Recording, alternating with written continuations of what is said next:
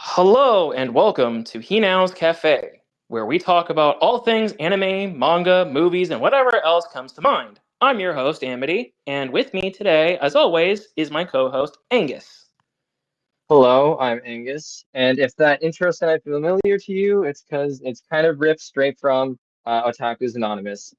They're actually a huge inspiration for me. They're a huge inspiration for getting this podcast underway for me. Amity, of course, has his own story to tell, and I'll let him tell that story right now. And I'll All tell right, mine so after. my inspirations for starting a podcast was mostly through the Honored One podcast a while ago, and after watching that podcast around 2023, and that gave me the idea of starting a podcast, like mostly talking about manga and stuff I love, and many times.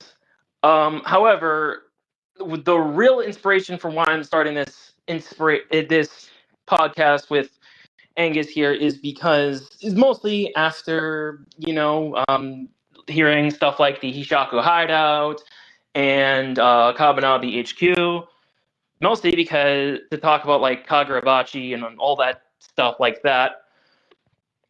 And yeah, and then me and him met and talked the idea about starting a podcast for a while now.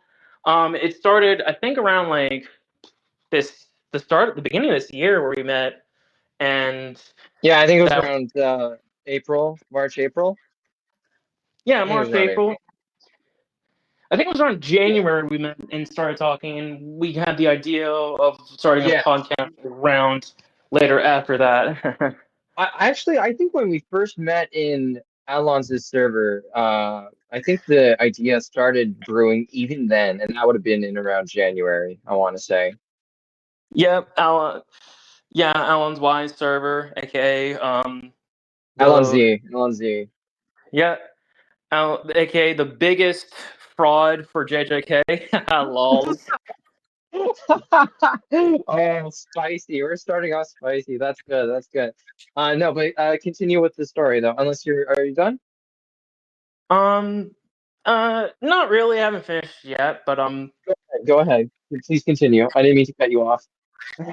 oh yeah, that's good. It's good. It's good. This is the first episode, by anyway. That's true. but That's true.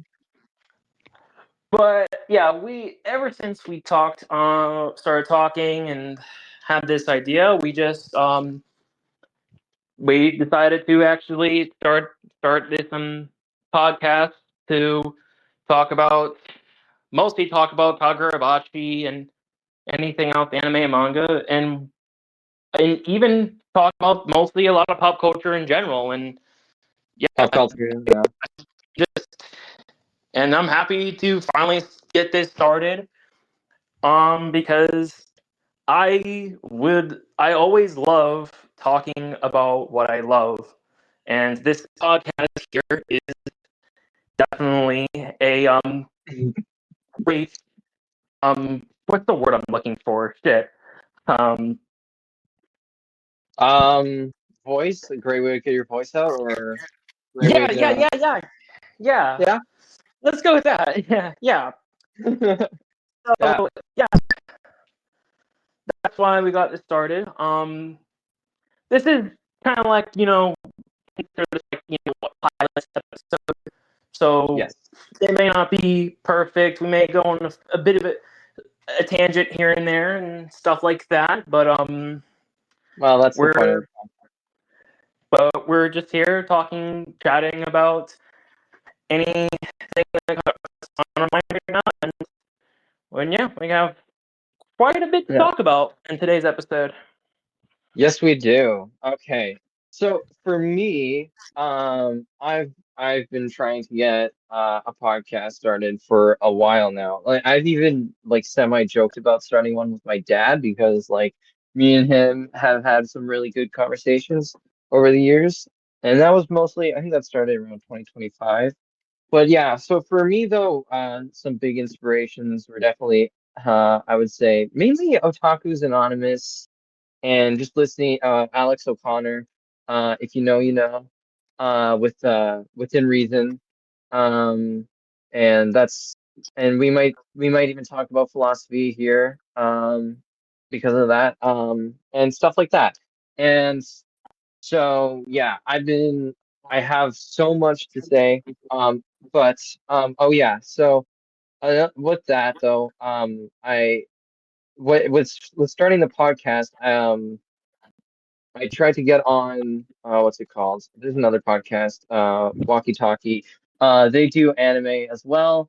Uh, but I was only allowed on like a couple episodes, but I don't know. They're pretty.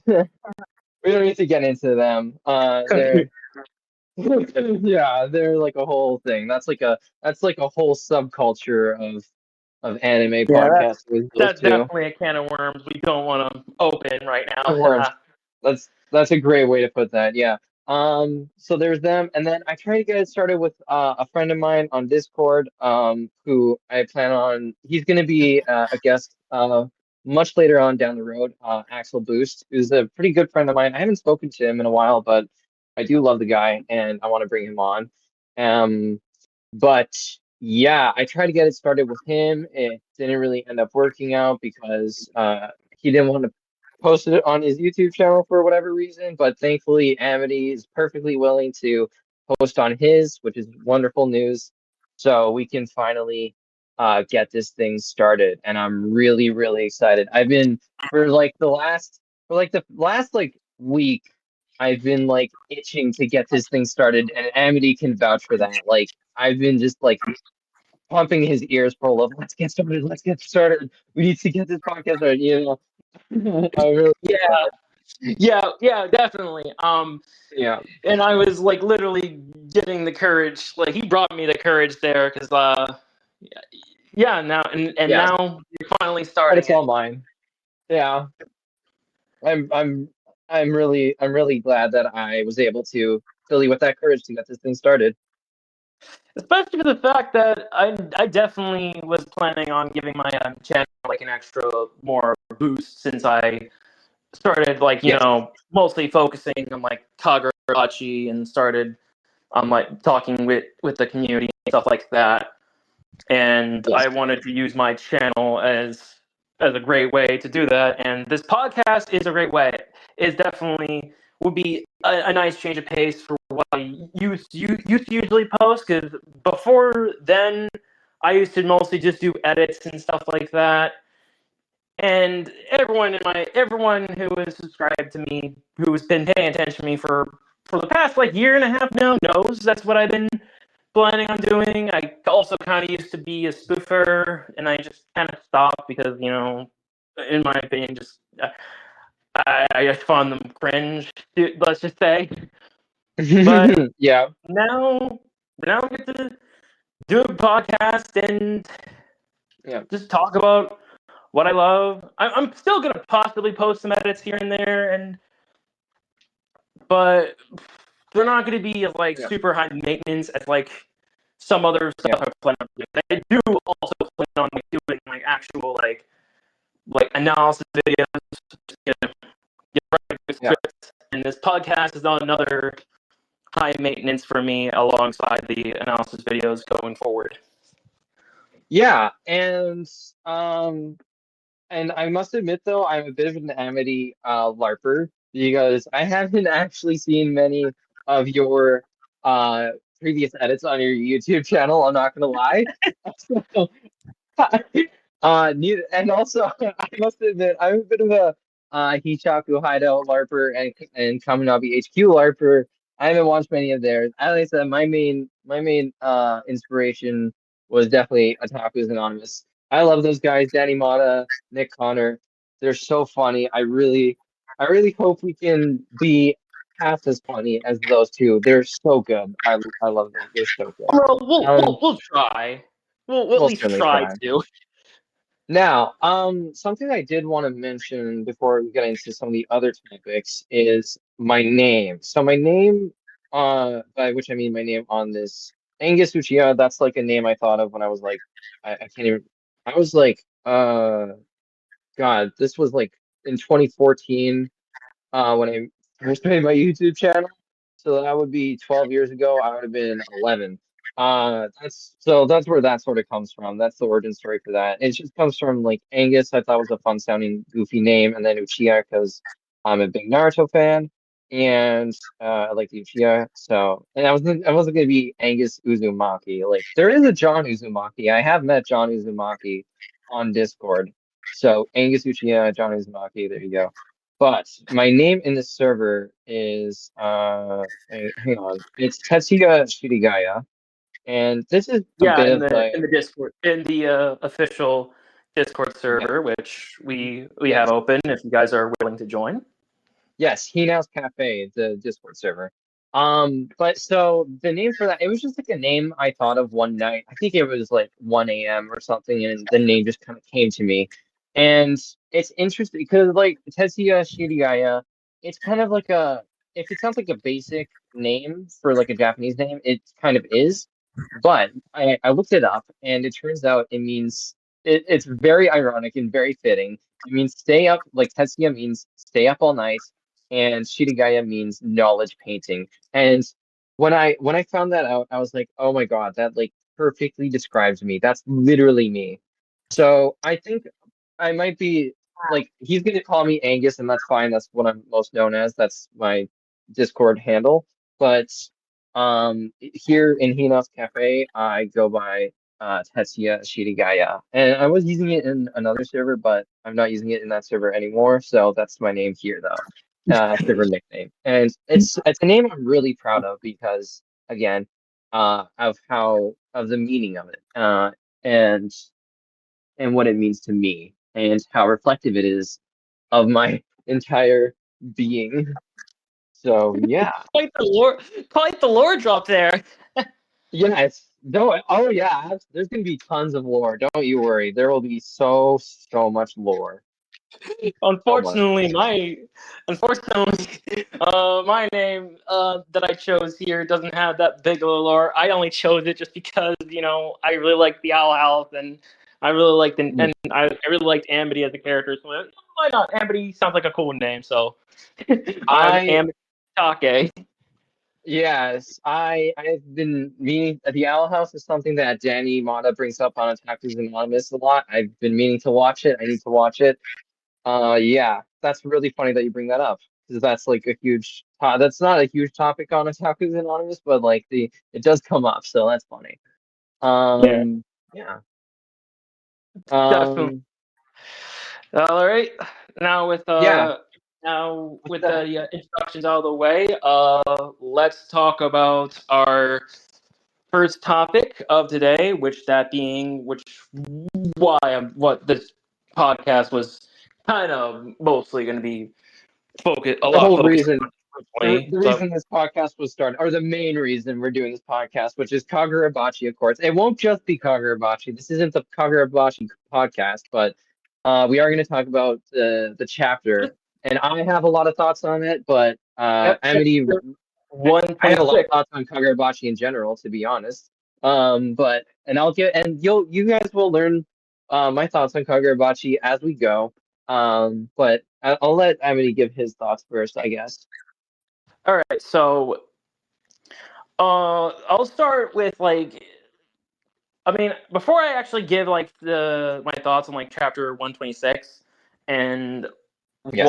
talk about the chapter as a whole, I might as well talk about Kagurabachi as well, in my overall thoughts on the Yes. series. So I Yeah. think that Kagurabachi Kagurabachi in is general. Yeah.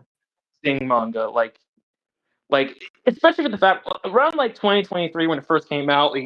We all know it when it first started becoming a meme. And when I first read Yes. it, I was The saying, memes. I love the I memes. The memes are so good. they're so funny. They are really hilarious. But when I first started reading Kagurabachi for the very first time when it first came out, I was like, this is okay. Probably won't last a single chapter or two. But then as I kept reading, I kept getting better and better. It was something I was not expecting at all. I was not expecting this series as a whole to become just another random meme to one of my favorite mangas in Weekly Shonen Jump currently. And it's funny because right when Kagurabachi was coming out, JJK was on its way ending, and I was a massive, and of course I was a massive JJK fan, and still a massive JJK fan to this day. Despite its Oh yes, kind of rough ending, but yes. There will be lots of Jujutsu Kaisen talk on this podcast. That will be a lot of it. Like yeah, the majority of the non-Kagurabachi talk will probably be Jujutsu Kaisen. Again, we'll discuss the mini-series, but there will be a lot of Kagurabachi and a lot of Jujutsu Kaisen. So get ready. But yeah, go ahead, yeah, continue. but yeah, like I was like when JJK was about to end, I was almost in love because I was literally looking for like a series that's gonna fill in that void, and Kagurabachi, as I was when I was still reading it, was the perfect one that filled in that void. But and the Sojo fight was kind of I wouldn't say like the Sojo fight sold me because everyone else would said that when Sojo got introduced, that's when everyone was sold on Kagurabachi. That was the point where everyone was going like, yeah, this series Mm. is more than just a game. But the arc that actually the part that really sold me on Kagurabachi was the Raikuzaichi arc. To this day, that arc is still like in top three, hell, even my top favorite arc of all time. It is just such a great arc, and I'm so excited to see that arc animated when the anime comes out next year. And just it was such a great arc. But after JJK ended, the arc that really got me more invested as I continue reading was definitely like more and more invested, like always coming back every single week and always excited for what Hokuzono was going to write next with the was with the was that when they started the Sword Bear assassination arc and the Bloodshed Hotel arc, which Mhm. that was those also two arcs also just sold me on how I I have a lot well to say on those, but yes. just just phenomenal stuff, and it's just Yeah. and it just keeps getting better, and I'm really liking this current arc right now, or part two as it's now right now, with the Seitei War. I'm like for the fact that Uh, I don't think this is Hokuzono is technically. like, I don't think this is technically part two yet. I think it's not part one. Part one ended, but we're in the. I guess part 1.5. You could say. yeah, because we're in Kind of it like because they're Kakashi Gaiden. explaining.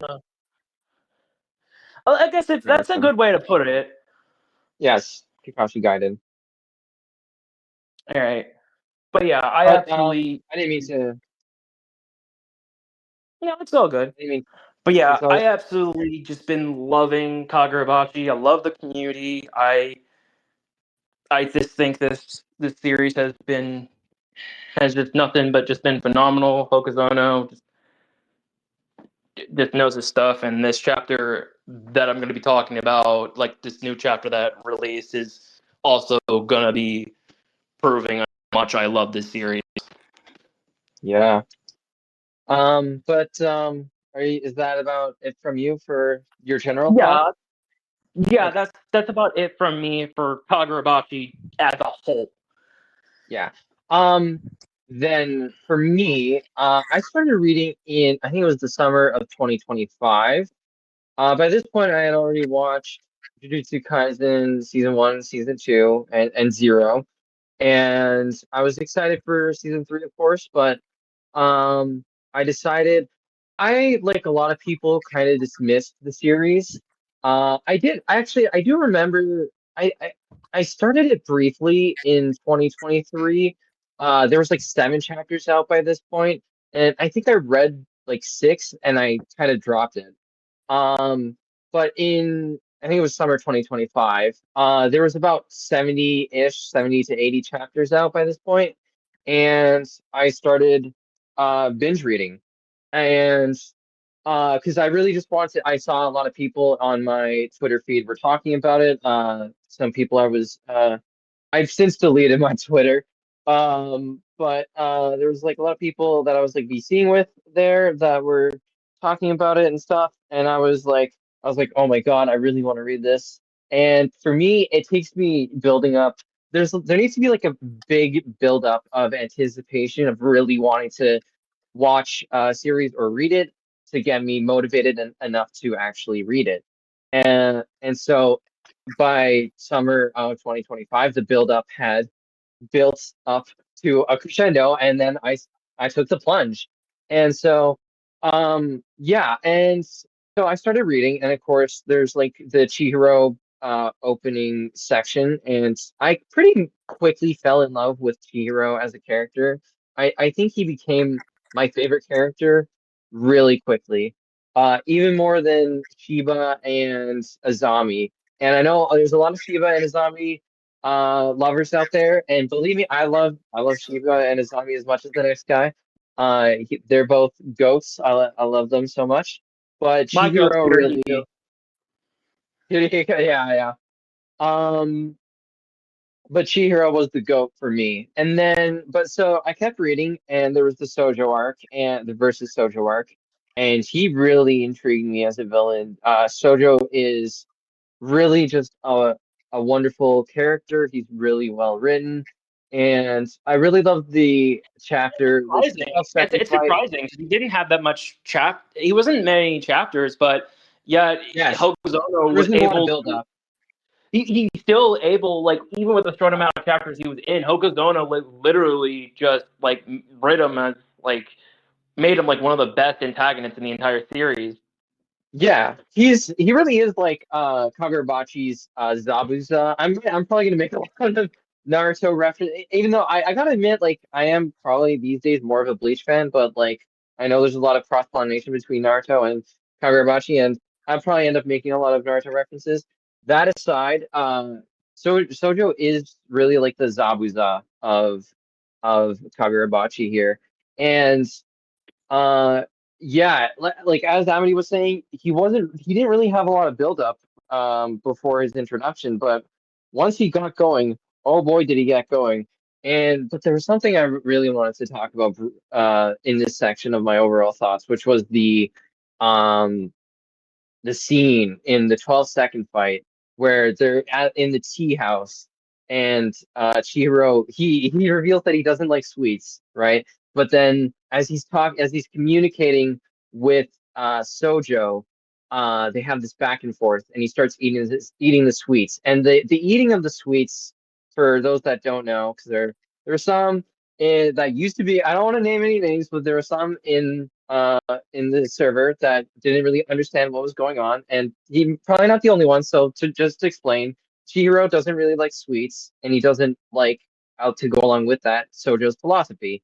But as he starts eating the Right. sweets, starts accepting Sojo's philosophy, and that's kind of the whole point of that scene is that he starts accepting Sojo's philosophy of that the katana were made to kill, and and we see that come sort of to fruition later in the versus Hirohiko arc, where he kills three bad guys, and they were bad guys, but like there's a bit more like narrative to that as well, where he gets their blood on him, and Samura can smell the blood, and he's like, you have blood on you," and it's the blood of like these three guys that were there are three.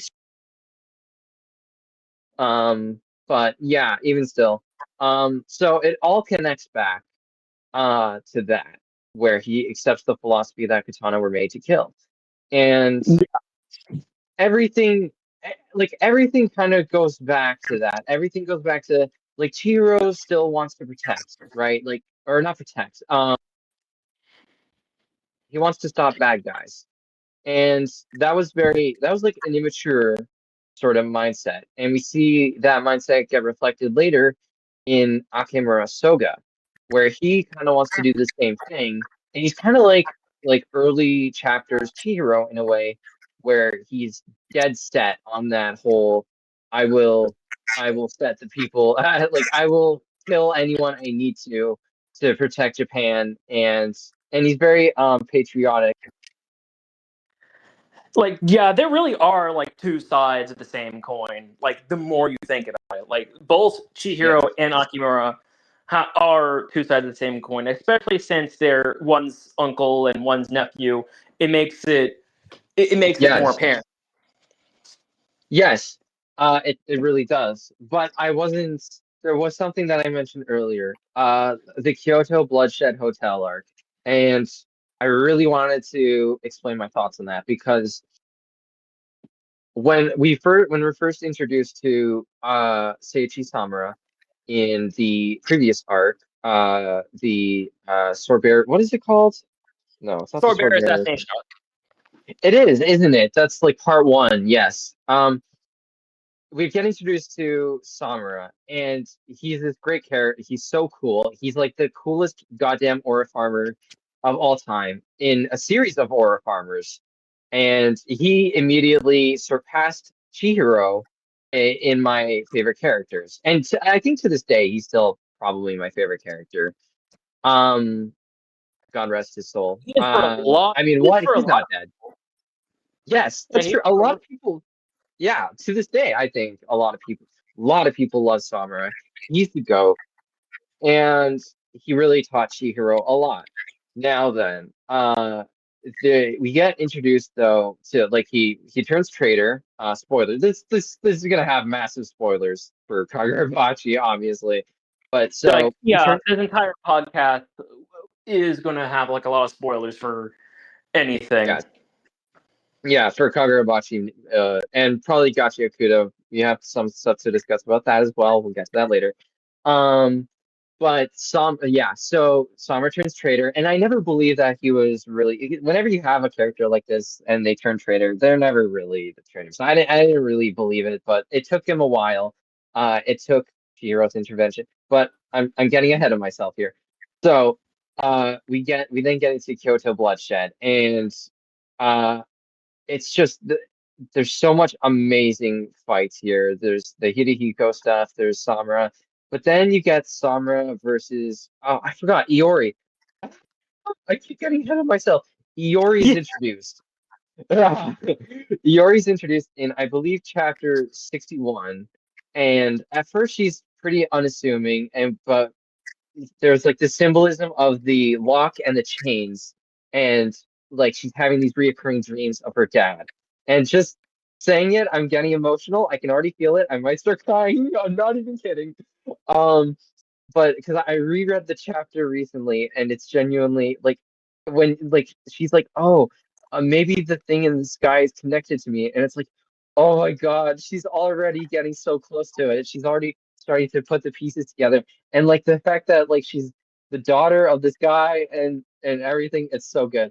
Okay, so then we get to the rooftop, right? You get the rooftop scene, and Yori's there and Hidehiko and Chihiro and Toto. We do love Toto, yes we do. Um, yeah, we all like um, Toto. oh yeah, she's great. She's wonderful. She's like the secret goat of the Hishaku. What would they be without her? They would be nothing. Yeah, you're definitely on point. Yeah, I know, yeah, of course. Um, but Samura pulls up in this absolutely glorious two-panel or two-page spread where his wings are spread very widely, and we see Chihiro's hands on gripping his katana, and Yori's the same, and we don't even see their faces. We see Samura, and he looks like the angel of death, and he's just pulls up with this absolute immaculate aura. I cannot glaze this panel enough. I think it's from chapter what chapter? Chapter 78, I want to say. Yeah. No, it's I'll not look chapter it 78. No, that's a little too ahead. What? 76? What chapter? I don't know. I'm a LARPer. I'm LARPing. up. Larper, larp, larp. LARP, LARP, Sahur. LARP, LARP, Sahur. It's chapter 70. Is it chapter 74? Oh my God. LARP, LARP, Sahur. Let me. No. I'll check. I'm looking right 'Cause now. I'm sometimes I looking forget right their now. shit. Yes, yes. Okay, it's chapter 74. I'm on the manga. Yes, yes, it's chapter 74. Okay, if you need to convince someone to read Kagurabachi, you send them this panel, and it's the most glorious. Or wait, are you screen recording? No, I'm not screen No? Okay. recording. That's fine. That's fine. Yeah, we always see it cuts all we see is the back of Iori's head and Chihiro's hands gripping his katana. N10, of course, N10. I shouldn't say katana. I should say enchanted blade. And we see Samura on the right, and he says, Toby Mune. And then we see him in the sky with his wings spread and some feathers falling. And the sky is clear because he had been holding the sky up with Owl for 3 days. And we're gonna do some power. This is gonna be a power scaling. There's gonna be a lot of power scaling in this podcast, of course. I'm a massive power scaler. But for I three can be days one and too. Oh yeah, of course, of course. Who isn't? Who isn't? We're all power scaling daughters and sons, sons and daughters.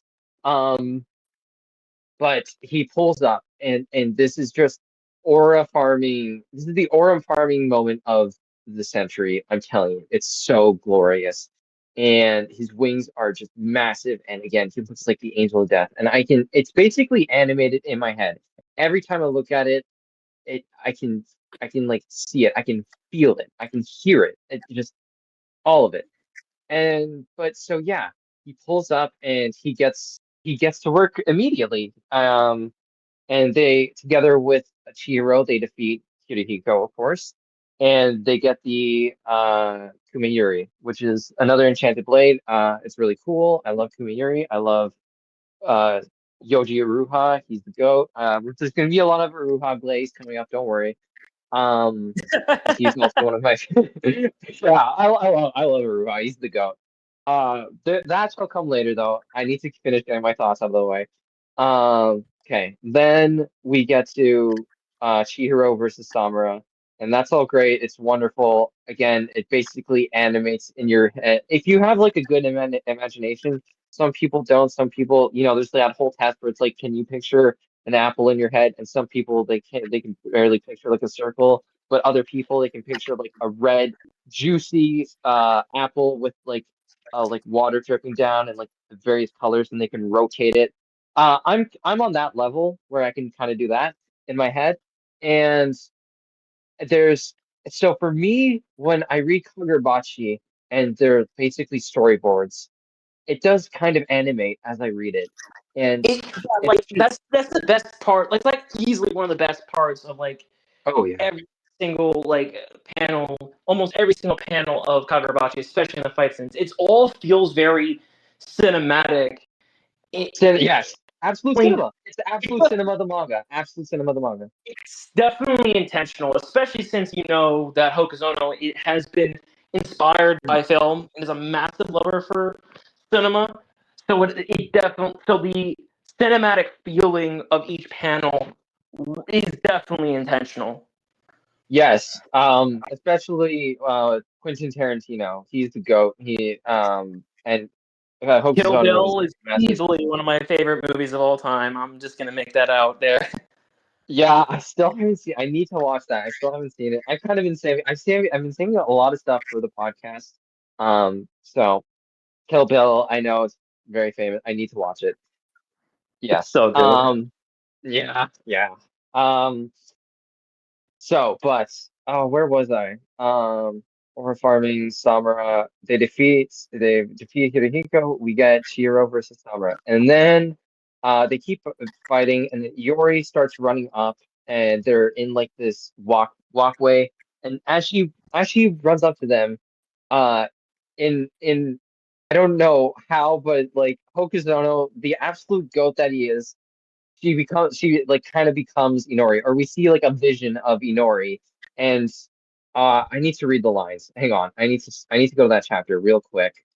Yeah, go Um ahead. I'm really sorry. If you don't mind, I'm really sorry. I'm taking up way more time than you did on this. But this was when I was reading this, as I said, I was already sold on Kagurabachi, but this series of chapters, it was 84, 85, 86. They they really the buyer was even more sold. I don't know how else to put it, but like I was already That, buying, but they just kept on selling, and I yeah, kept on buying. it was just Um, peak after peak after peak. Like, just yes, it was just yes. it's all around. Like Oh that yeah, entire arc as a whole, just every single chapter was a masterpiece, and it's rare to see that for a lot of manga. Oh, unless if you're Vagabond and Yeah. Tokyo Ghoul and Hunter x Hunter. That is lols. And for new, if you're also using other new gen, you have Chojin X, which Angus is also still a bit of a larper. He has never read Chojin X. I've never brought it. I'm not LARPing. I'm not LARPing Trojan X. I've never read it. I haven't even read or watched. I'm not going to watch Tokyo Ghoul, but I do need to read it and Trojan X as well. It's the same author. Yeah, Um, do not watch Tokyo Ghoul. You need to read it instead. The anime, the manga is like it is amazing. yeah. Like usually one of my like it's my top three favorite manga, like top two favorite manga of all time, easily. But Wow. the anime is so bad. Yes, that's one that I know I won't watch even though I usually prefer anime over manga, but for Tokyo Ghoul, I make an exception. I will make an exception when I get around to it. But yeah, top two though, that's crazy. We'll get into our top five favorite anime and manga later, probably later this podcast. But for now, in chapter 85, they're having a conversation and Samura says, "From now on, live your own life." And then Chiro picks up his N10, and we get a vision of the koi, the goldfish in his water bowl, and he grips the sword, and his hand's bleeding, and he says, "I already am." So all I'm doing is living as best I can. And then we see Iori running. We see she's scrubbing out the graffiti, and then we get more dialogue. She says, "And it's because I have a past I'd rather die than forget." And this is such a powerful line. It's because I have a past I'd rather have than forget. It's so powerful because he had the choice of remembering, but the choice to remember was taken away. I'll get to that way. I was kind of getting ahead of myself.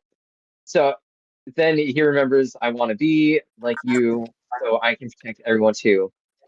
I can fight with you. And and then we get more stuff going on, and there's more dialogue. There's nothing I want to throw away, even if it hurts. I'll trample over it all and keep moving forward, no matter how long it takes. And then Samura, he's still hesitant. We see his face, he's grimacing. And then we see him, he's about to draw his sword, but then Iori pulls up and she says, "Hey." But then it turns out it's Inori, it's his wife. When are you going to let go of the past and look toward the future? And then Samura says, "Yeah, I know. I already tried that, but in a future where I exist, Iori." And then Inori says, "I'm counting on you. I'm counting on you to look after her." And then he starts sobbing, and he opens the door, and there's like a visual of him hesitating to open the door to his daughter's room, and but he finally does, and he taps her on the head, and he says, "Thank you for protecting me." And he's the one who's supposed to be protecting her, but she protected him. And then he hugs her on her bed, and we see a drawing of them together. And then finally we get the big reveal. We have a full double page spread. We have black on the right where there's a little bit of flames. We see Eeyori's face, and then he says, "You really grown up." And I when I first read that, I came to tears. I was crying, and I'm almost balling up right now. I don't know how I'm managing to pull it together, but somehow I am. This was this was such a chapter, man. Oh my God. I've talked enough though. That scene I've- though, where Sunmura was opening his eyes, for the first that time, scene yeah, for the in very first 18 when years. I read that for the very first time, when I saw that panel for the very first time, Yeah. I immediately after reading that chapter, especially from that panel, I literally went absolute cinema. Like that chapter is still Yeah. to this day, even like almost a year later since I read that chapter, is easily still like an Top easy two, top five top favorite top five. chapter, top three. Yeah. No, yeah. I think I held my hands up for probably 5 minutes straight after reading this because it truly is absolute cinema. It it's yeah, it's glorious. And for me, it's easily as well top three. Uh it's really these chapters, these emotional chapters. that this is the heartbeat. This is the core of Kagurabachi is the dynamic between like the characters and Samura and his daughter Iori and Chihiro and everything, and Chihiro and his dad and just everything. This is the core. This is what Kagurabachi is truly about. But And um, even after that chapter, it instantly made me love Samura even more. Like I was yeah, already liking Samura when I first saw him. Like when I first saw him, I was like, I used to kind of like slander him. I'll be honest, but the oh JJK really? fan, the JJK fan in me was kind of like always was like kind of just slandering Samura when I first saw him for whatever reason. Yeah. Um, Oh, but I can then I only kept, guess. I can but only guess. Yeah, I can only guess as to the reason why you would slander Samura. I wonder why. because I'm a JJK fan, and Like, JJK fans don't read. We already know the meme at this point. yeah, but yeah. but after I was slandering him mostly as a joke and stuff like that, and but then the more I read and more I saw his character, I was getting to like him a lot more and more and more. And then I read this chapter and saw his and learning more about his relationship with his daughter. And that was when Samura became.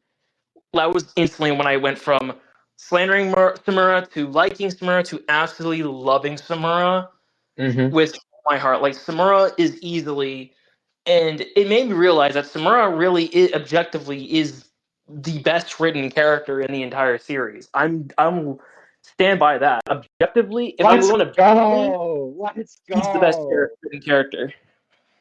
W's in the chat. Yeah, no, he really is. He's I and I do I am highly biased because he is my favorite character, but I do agree. He is not just my favorite, he is the best. But then there's like a panel in the next chapter in chapter 86 that I wanted to touch on where it's Chihiro and he sees Samura hugging his daughter or yeah, hugging Iori. And this is something he can't have. He'll never have this again. And so you see like a look of somber, just like realization, I guess, and longing almost. And it's very melancholic, and it's very Chihiro. It's a beautiful panel. I really like that panel in chapter 86. It's so good. But yeah, I think, well, I would like to talk about the raid on on Kamunabi HQ arc, but we need to talk about the most recent chapter, and I'll let Chapter you. 126. We stalled for way too long. We Yeah. It's time to talk about what chapter 126. Yes. Would you start Yeah. or would you like me to start? Um, I'll wait. I can actually. Can I start? Yeah, yeah, definitely. Okay. Thank you. I really appreciate that. Thank you so much. You're the best. Yeah, Um. Well, before 126, I did want to briefly touch on 125, I think it is. Wait, let me see. Is this the panel where um It yes, talked about okay. chapter before the hiatus. Yeah, chapter 125. There's in chapter 125, we see the forge, and there's this absolutely gorgeous panel. It's like the most beautiful panel of manga I've ever seen. I can't glaze this shit enough. And it's the forge. I forget the name of the forge. But the forge in Japanese swordsmithing, it has a specific name. But we see it, and there's the crack and like the flag flowing out, and he says it's Subaru Sushi. He says there's the first Noro, and then Joji, I don't know how I remember his name, asks Noro, and he says Noro to put it is the Noro is the slag or impurities expelled from the steel during smelting. So this is a panel of essentially furnace shit. Uh, furnace diarrhea, but it looks like liquid. It looks gorgeous. It's the most beautiful thing ever. I don't know how Hokusona. I do know how Hokusona did it because he did go to a swordsmith shop while writing, and so he studied how katanas are made. And it's again, I just cannot praise this enough. It's in chapter 125. It's page 17. It's so good. I love this panel. It's my favorite panel of the entire series. I'm not even kidding. But chapter Interesting. and then yeah, I know. Like there's a lot of panels that like I think should be higher, but like when I saw this, I was like, what? I stared at this panel for like hours and hours. I'm not kidding. Like, anyways. And then Subaru explains the Noro, and then Kunishige says it's evidence that the steel is purifying. No, that's still Subaru, but Kunishige says this is just the beginning. Now we tame the gods. And he gives like this cheeky smile, this cheeky grin while he says that. Such an oracle sentence. Now we tame the gods. And Subaru's cracking smiles too. The various Subarus, he has like a shadow clone jutsu. Okay, but now moving on to chapter 126. Now, okay, chapter 126. I had expectations for the chapter, as probably I think a lot of us did. Yeah, And this we were like literally craving for more bocce chapters yeah, when it was hiatus. yeah, yeah. We were on a hiatus for oh my god, 2 months, guys. 2 months, and it's finally over. No, not 2 months. It was like a month, right? It was like Yeah, a it was little over a almost month. one. Yeah, Yeah, it was so long. It was way too long. I couldn't hold it in any to us longer. it felt long. I mean, It felt like a year. Yeah, yeah. It felt like a year to us Kagurabachi heads, to Bocce bros, I should say. I'm not a LARPer. I'm not a LARPer. Bocce bros. yeah. Um, so I had a lot of expectations. One of them being that we would see them tame the gods. But and then we see the cover page and it's 126 fire, and we see the furnace and the fire is raging. And it's like, all right, here we go. We're gonna see them tame the gods. And then you start scrolling and it's oh, oh hello. This is Annette. This is a is that she got stuff back. Hey, what's going on? And then I kept reading and we get introduced to Kunichige's mother and his father, and things are not quite what it seems. Oh no, oh no. It's ninth birthday. What's going on? Oh Okay, there's boy. four. And then oh dear, she's attacking her own son. And I brought this up to Amity, but in this page, in this panel, page 6, she kind of looks like Akimura. Like she has the crazy Yeah, Akimura eyes. literally striking when you when I first saw that panel, I instantly almost thought of Akamura, and I instantly No, saw the parallels. And a no, part of I me remember. was like, I remember I told you she looks like Akimura, and you're like, wait a second, now that I think about it, you're right. Because like I remember I saw that, but you didn't at first. But I when I told you, then you saw it, right? yeah, you're right. I really did. I really did find out. Like, I at first I didn't know what to put my finger out until you brought it up, and I was like, "Oh my god!" I looked at it. I basically just looked at it like deeper, and it really came Yeah, to the eye. Like, it almost, yeah. it almost It's came to me like I can almost see like like an epiphany. parallels It came to you like an like that. epiphany. Yeah, almost epiphany, almost like that, and Yeah. like yeah, like Um. I don't know what to say Yeah. about like that, but like Yeah. it really just feels like almost a piece in the puzzle that it made me realize like could like you know potentially like in the next chapters or so like that when like Akimura like because this is the Seitei War and we're good and definitely we're gonna later on this era we all know that Akimura is definitely gonna you know caused his what he did to end the Seitei War is where he killed like thousands of like Yes. almost millions of people, and I'm already Yes. seeing like is like And I'm already gonna see like, are we gonna see like a scene later on where Yeah. where like where Kunishige, when he sees Akamura, he's gonna see his mother. Oh, I didn't even think of that. Yeah, he might look at him and see his mother. That's crazy. But that is insane to think about. He might genuinely, because like the way Okusono is drawing her, like the hair too, the hair especially, the hair in the it is just like Akimura's hair. It's Yeah, that crazy. greasy looking hair. The greasy, yeah, yeah. Dude, I never thought of that. Yeah, when he looks at him, he's gonna get like flashbacks. But then he reads the note. He reads the note saying, "I'm sorry," and I kept reading, and this was very depressing. Because like his mother just killed herself. This is awful. Like I couldn't even imagine. Like I don't want to get into it because I have a lot to say. I could say about that with my own mother, but like even if like I love my mother, as we all do, Yeah, as I we all do. should. I do too. Yeah, yeah, of course. But I have had a lot of problems with her over the years, but um, I might tell some story. I'll probably tell some stories about that later in the podcast in future episodes. But even I like just this would like this is heartbreaking, obviously. And then but you keep reading and you see that like Kunishige, he's like the garbage is piling up, there's trash on the tables, he's got a fan going.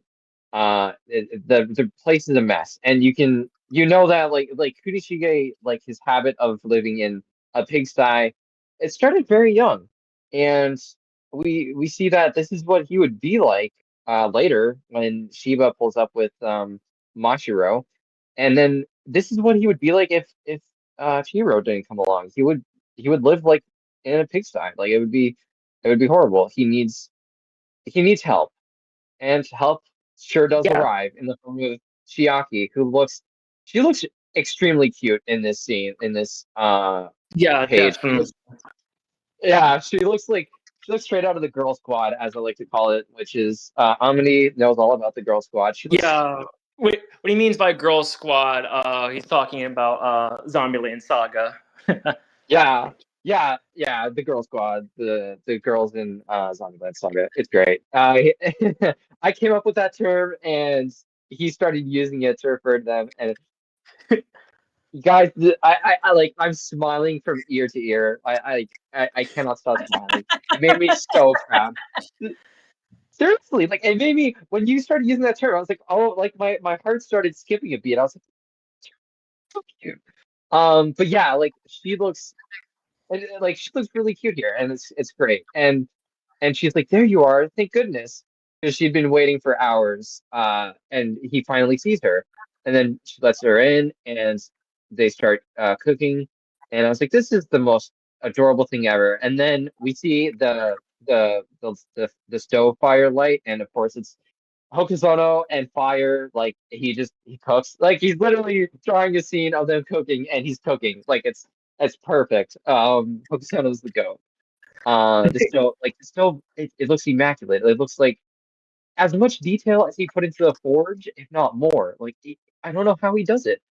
And then it keeps going, and uh, Kunishige eats a home cooked meal for the first time in months or years, actually. I think it's been like 3 years, right? Since his Yeah, mother died.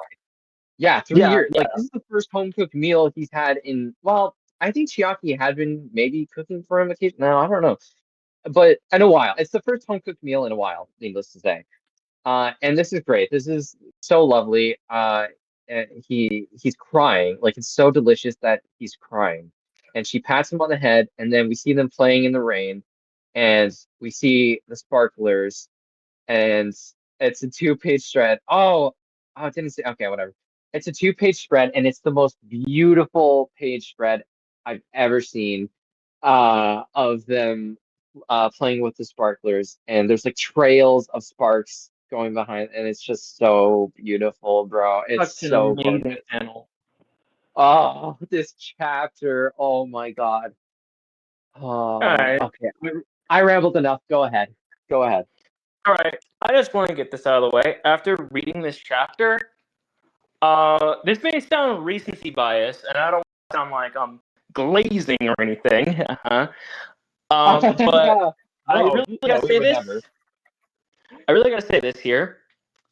Um, After reading this chapter, and not just once, but even twice, Yeah. that one of the best chapters, like easily top 3 chapters, like of all the entire series, like easily top 3. I agree. I agree. For me, it's probably 80, 85.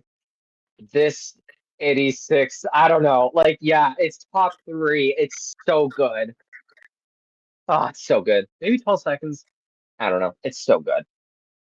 Like this chapter was amazing, and and like we said And before, like the reason what sold me so much in the chapter, and also what sold me on the series a lot, like a lot of people bring up like Kagurabachi is like best at, when people ask what is Kagurabachi is best at, a lot of people would say, of course, it's action. it's a battle shonen, it's the action, it's the fighting and stuff like that, or it's the Yeah. paneling, or it's the character, or it's the paneling and stuff like that, or some people say it's like the lore and the world building, or something like that's like the best part.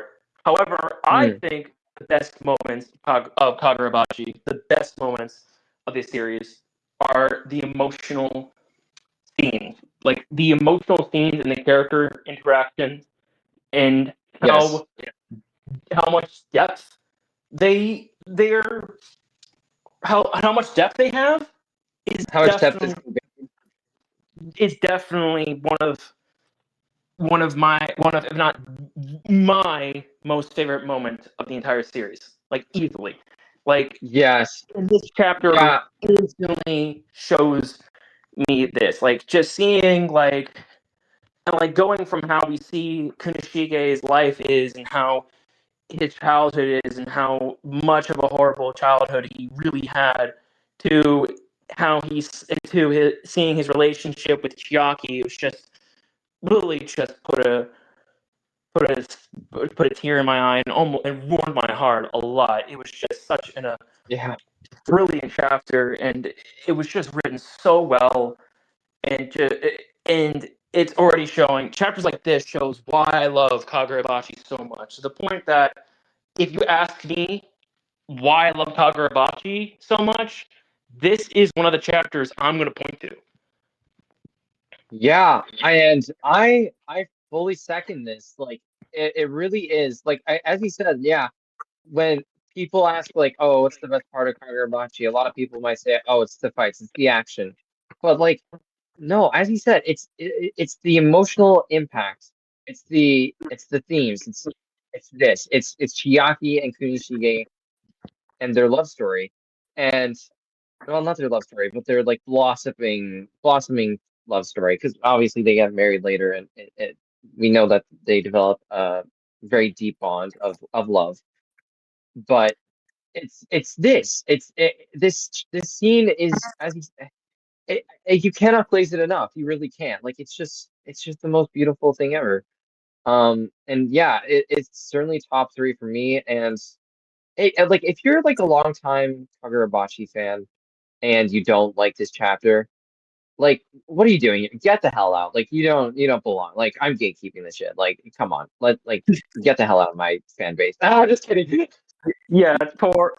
Yeah, Tourists, yeah. The tourists say, well, like I heard like apparently, so I don't know. I haven't seen any direct hate, but like I heard through the grapevine that some people didn't like this chapter, and like which I is was just like, fine. People are entitled to their own opinions, after all. no, no, they're not. Come on, we both know that they're you can't. There's no question. This chapter is like top 3 of the whole. It's so good. I'm kidding. I'm Yeah, kidding. this chapter really is amazing in every Yeah. way possible. Like, and I talked about like why we love Kagurabachi a lot, and like this being a point too. And I know a lot of Kagurabachi fans like don't like it when we like use like JJK comparisons because they rather let it's because they rather let Kagurabachi be their own thing and stuff like that. But And when I I watch chapter, it I really does remind completely. me of the how well the hidden inventory arc was, because hidden inventory arc was like the hidden inventory arc was the same way for me. Like, and even like the Yeah. with the Zenin clan arc with like Maki, with the scene where Maki is talking to Mai in that like little Yes. ocean scene, and where Yeah, Mai tells her on the boy beach. everything. Yeah, with the geese flying above. Yeah, yeah, yeah, yeah. That's a Yeah, great scene. it literally this chapter, and even with the Samura backstory, literally gave me this vibes, and this entire like flashback arc, even at times, can gives me like vibes to Hidden Inventory a little bit for how deep and thematic it could be. But of course, I'm not just comparing it because they're both flashback arcs, but it's just the same type of depth and the same thematic like storytelling as well. Yeah, but better. Somehow it's better. Yeah, It's the it's same but even better. better. Like when like if we have to compare the two, like easily compare it to two, and normally I hate comparing stories. Comparison is the thief of joy, like they always say.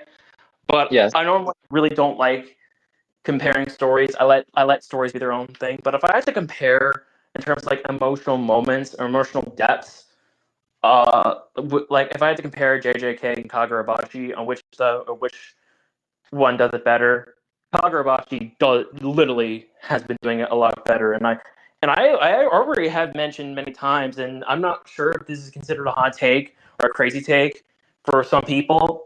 There are many times where I'm saying that I'm actually loving Kagurabachi a lot more than JJK. Yeah. Like, and I even said this to like the in the Hichaku hideout one time, like during a live stream, I pointed this out that Kagurabachi, in terms of how it's written, does a lot of things. Like Hokuzono, in my eyes, literally has been doing what Gege would not, Hmm. in a way. That's Yeah. literally how I Um, feel. yeah. When I first read this chapter, I never once compared. I didn't compare it to Jujutsu Kaisen, and I still haven't. Like in my head, like this is incomparable to Jujutsu Kaisen. Like I just don't No, compare it. definitely not. Definitely not. Yeah. So what I would compare it more to how I felt. If you've ever seen, if anyone listening has ever seen One Piece, and you saw, I and have you not got caught up, to, to be honest. that's fine. Did you watch Arlong Park? Uh, I think that's the. I'm still on East Blue Arc, which is where Arlong Park is. I think from last Yes, time I checked. yeah, I don't know. it's in it's Arlong Park is in the East Blue saga. Yes. Yeah, but go Well, ahead. I anyways, spoil yeah, it. yeah. If you watched that, or read it, um, and you felt anything, from like Nami and her whole story. That's probably the closest comparison I could give to this is Arlen Park and Nami's backstory. And like the scene, you all know the scene where she's crying and she doesn't want help, and then Luffy puts the straw hat on her head and she says, "Luffy, help me!" And like it'll bring a tear to your eye anytime you see it. And honestly, that's probably the closest comparison. It's not the same kind of sadness that you might feel, but it's the same level of emotional depth, I would say, is that scene and that arc with Arlene Park and Nami. And so that's probably what I would go to. Like it surpassed, obviously it like washes Jujutsu Kaisen in terms of emotional depth. And honestly, I would say it even is comparable to Naruto, but like this scene specifically though, I would compare it probably to One Piece. It's really it's so good. It's really words fail me. Words fail me. Um and the visual too, the visual storytelling with the sparklers and how and like that's used for celebration. I don't know what they're celebrating, obviously, but I think they're just celebrating joy and they're celebrating being together, which is just such a beautiful thought. Um, because of course everything that Kunishige is doing now, with the blacksmithing of the Tatsumseki, he's doing it for her. He's doing it to protect her. He's doing it to prevent her from being sold off to the Mikoboshi. He does it all. He does it all for her. Do it for her. You know, from The Simpsons, do it for her.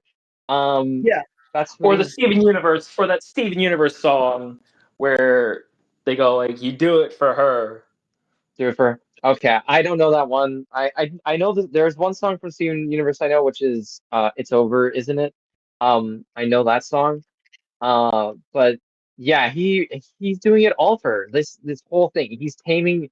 He's willing to plunge himself into the fire of the forge, and tame the very gods themselves for her. If that isn't true love, I don't know what is. Uh, Yeah, beautiful. like after this chapter, I definitely can see, why, Kunishige would pick Chiaki after this chapter in terms Oh of yeah, like I can definitely see why both of them got married. Like yeah. There's no there's such already, I can tell already have like just such an amazing relationship together. Like it is just beautiful. yes. There's really no questioning why he would put the ring on it. It's like it's so obvious. Like I love the way you wouldn't expect it from actually, if you're a true Kagurabachi fan, you would expect it from Hokuzono. But like if you're like a casual, then you wouldn't expect it because like, oh, Kagurabachi is just about the fights. No, if you're a true Hokuzono-ite, if you're a true Hokuzono head, then you know that this was coming. And I should have seen this coming. I should have. Now, should we get into predictions for next chapter? Um, I think for next chapter, I don't have really much for predictions for the next chapter, to Mm-hmm. be honest with you. But I can already tell what's gonna happen next. I can already Yeah. tell in my mind. I think we're gonna Yeah. get like another like flashback about Kunishige's past, and then the chapters instantly end with like going back to where we always see Kunishige from like the chapter prior to this one, where we finally got to see him like craft one of the enchanted blades, and Yeah. it's definitely and Yeah. I like oh boy, I can already like I really I cannot wait to see what like Hokuzono is cooking because like and for the fact that this chapter came out after the hiatus, like dude, this was the yeah. perfect one. Like out of all chapters, this was the perfect way to come back from the hiatus Yeah. No, I easily to the agree. point that now, like, I was already interested to seeing how the Seitei War was going to go easily when it first started, but this already makes me feel like saying, dude, I want to see. I really, really am now sold how Hokusoba is going to cook, and even then, I'm not. Even though if I have predictions, I'm mostly just going to let Hokuzono do his thing at this point. Oh, absolutely. Yeah, I agree. My predictions are pretty simple as well. We're either gonna get I don't think we're gonna get too much more flashback regarding the like sort of Kunishige's backstory. We might get a little more, but I kind of doubt it. Maybe we'll get more Chiaki backstory, if anything. But even then, I think we're gonna finally, if we don't see him taming the gods next chapter, then it'll be 128. But we need to see him taming the gods. And I do keep using that phrase. I love that phrase. It was such a good phrase. Obviously taming the god meaning like crafting the enchanted blades, but like just the aura in that scene and in that panel, there's just so much aura. I love it. Um, yeah, hopefully we'll see him craft one of them, whichever one it'll be. is anyone's guess. Probably, I wonder if it'll be. I don't. Well, it could be any of them, really. Maybe all four. Who knows? Um, yeah, I'm really excited though. Wait, no, it'd be five. He crafted five, and then Shinichi was the sixth, and then N10 was the seventh. So it'd be five. But By Shinoichi, you mean Magatsumi? of course, yes, of course. There's no other Shinichis. Magatsumi is the only one. Yeah. Well, actually, Yeah, no, I say that, but like whatever blade that Chihiro's currently forging, that might be a Shinichi because Shinichi is technically a title, so yeah. The you might guess Shinoichi the title. means like True blade, I Shinoichi think. means masterpiece, and the Oh, right, Magatsumi is literally um, deemed in the Kagurabachi universe as like Chihiro's ultimate masterpiece, which is why that sword. Shige. It's definitely why. Yeah, it's definitely yeah. Sorry, I misspoke, but yeah, it's definitely Kunishige's ultimate masterpiece by Yeah. far. It's always considered like that, and it's the reason why it's considered. It's the reason why the sword is so powerful. Yeah, yeah. Well, I think it's the other way around. Ironically enough, I think the reason it's considered the masterpiece or true blade is because it's so powerful, not the other way around. But either way, you're absolutely right. It is the true blade. It is the Magatsumi. It's the but we're obviously not going to see that because that was forged later. Um, that does that opens me up to a theory I've had for a while, and I want to get your thoughts on this, Amity. Um, Yeah. because I've given this I've said this to some other people, and they if they don't agree with it at first, they usually end up coming around to it, which is that I believe Akimura will inherit the Kurotsuchi sorcery. And what do you think of that? Um, I definitely can see that. Yeah, I can yeah, definitely can see that. yes, yeah. Let's go because like obviously Giyu is not going to inherit the Kurotsuchi. There's no like no, obviously talking to you. It has to go because we know it goes to the Soga clan member who uh who is like the strongest. Well, they've mastered martial arts and their swordsmanship to the point of absolute perfection. And from what everything we can tell, that's Akimura. So even at 16, I'm not saying he'll inherit it like now. It might be like a year from now. Um, or whatever when he's 17 or maybe when he turns 18. Um, or it might be now. But I do believe he will inherit the Kurotsuchi, and we might see some of that, but it might just be like stated. I don't know how it'll be depicted. It might be stated, it might be shown, but I do think he will inherit it because it seems to me like it's being set up that way at least. And I like picturing Akimura with Kurotsuchi makes me want to picture Hiroto with the Magatsumi, and of course Hiroto with Magatsumi would be like Hiroto with any enchanted blade would have been like absolute devastation on the battlefield. Like, could you imagine that Hiroto with an Yeah, enchanted blade? That would be yeah. crazy. Like any of them, but like any of them would be absolutely busted, of course. Like if you had Tomimune or Kamiyuri or whatever the other two are that we don't know, the three.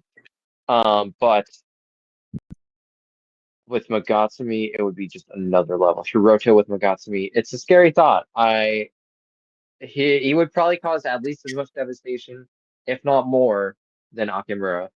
And yeah, that's like an alternative. That's like a what if anyone I'm not gonna write that, but like if anyone out there gets inspired and wants to write that, be my guest. I'm not gonna do that. I do have spoiler alert, I do have a bit of a Kagurabachi rewrite. And we'll get into that in the podcast, probably in a future episode or maybe later in this episode. No, probably not this episode. It'll be a future episode. Yeah, because we also gotta get we really we gotta pay attention to time here, and I don't want to make this entire Oh, first episode too do we? long. We got our Yeah, next do segment. We gotta you do it anyway. do you have stuff to do or? Yeah, a little bit, but I also mostly just wanted to it's also I mostly just wanted to like keep it like for you know like short, a little bit short, kind of a little bit like not super long, you know. I see. I see. I don't think. I mean, it's a podcast. Podcast can go very long. Like it's Yeah, nobody yeah. signs up No for one a really. podcast for a 20 A lot minute of them go episode. for like an hour, so. A lot. Well, But like, I've seen podcasts that go for well over 2 hours, well over 3 hours. Like they're not. It's not that big of a deal. yeah, Um, but we but yeah, we do. gotta. We do need But to yeah, move on to, I think, but yeah, do we yeah, want to move on to Gachi Yakuto? yeah. Or, But anyways, but before we do that, I want to give you the second thoughts. oh, yes, Brilliant, yes. amazing chapter. Just that's overall. That's the closing thoughts that I'll give on Kagura. And now we'll do Um, I can, Gachi Kuda. well, I should give my closing thoughts on the chapter as well. Yeah, go ahead.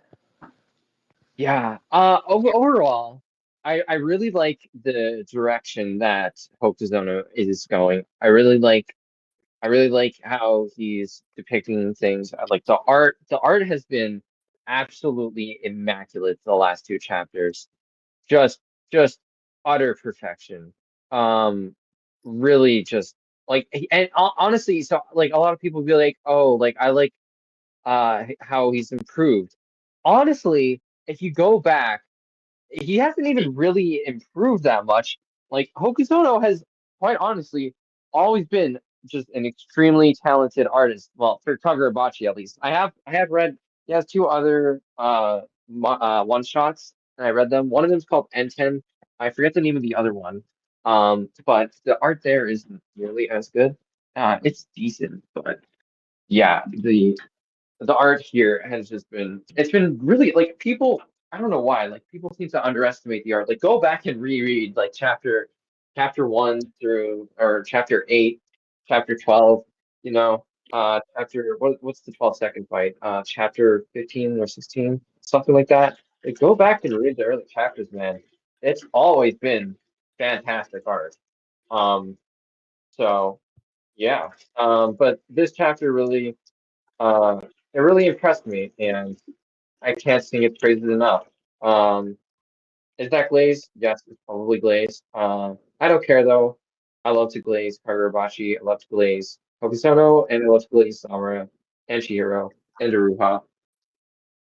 I love this series, man. What else can I say? I love it. I love it. Yeah, same here. We, anyways, now we got all our thoughts on Kagurabachi. Now we got Gachi Kuda. We got the latest Yes. chapter. Um, Now I haven't read this chapter yet. So that's a oh, big surprise. Yes. So I can read it.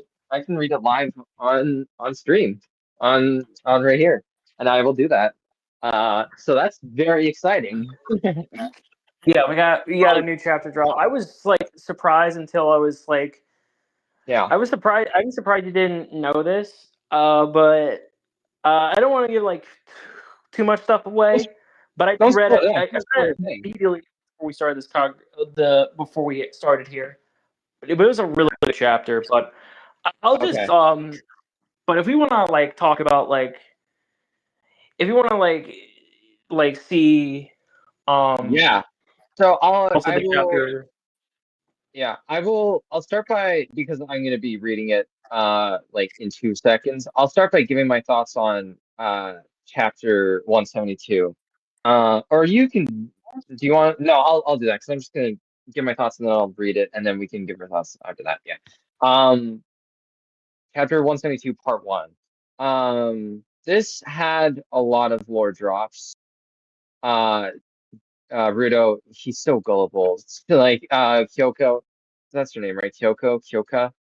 Yeah, So yeah, okay. Not a LARPer. She offered him desserts. She was like, or shall I prepare some desserts and we can have a chat over tea?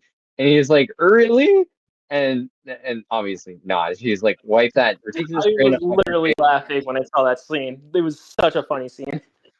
I I think I laughed too. Like I was just like, Rudo, are you for real, bro? I should mention, I did watch the anime and then like season one, and then I read the manga from I think it was chapter 82 onwards. I want to say 85 maybe.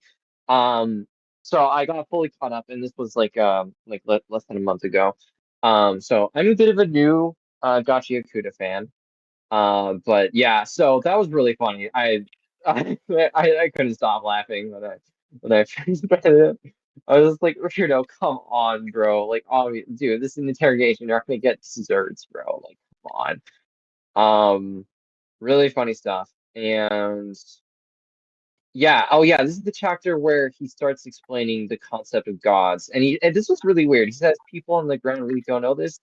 And then Kyoka asks, "Are they life forms?" And he says, "They're a superior race of humanity that created the world." And I was like, "Look, it's not really what gods are." I mean, I guess I don't know if that's maybe what gods are in Gachi or if that's like Rudo's understanding of what gods are. But good enough, I suppose. Good enough, I suppose. Yeah, like yeah, it's definitely it's building up mystery, and one of the best things about Yes. Gachi Akuda, or possibly the best thing about Gachi Akuda, is its mystery. Like it's funny since we mentioned the best part about Yeah. Kagura about emotional moments. The best part of Gachi Akuda is its mystery. Like I would and agree to that. Yeah.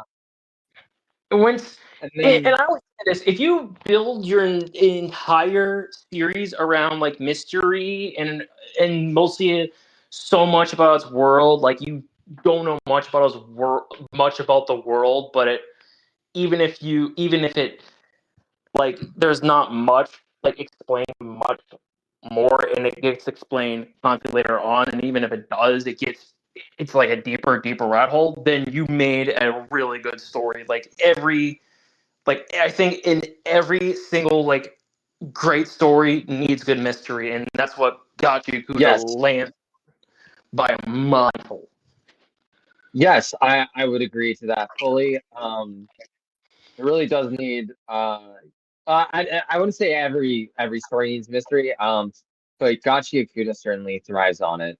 And concluded, I barely told her anything. Stalwart, pure. Those are the Nijiku family precepts, right? Yeah, yeah, yeah. There's the whole thing where like he mentions Stalwart and pure, and she's like, yeah, that's our family precepts. Okay.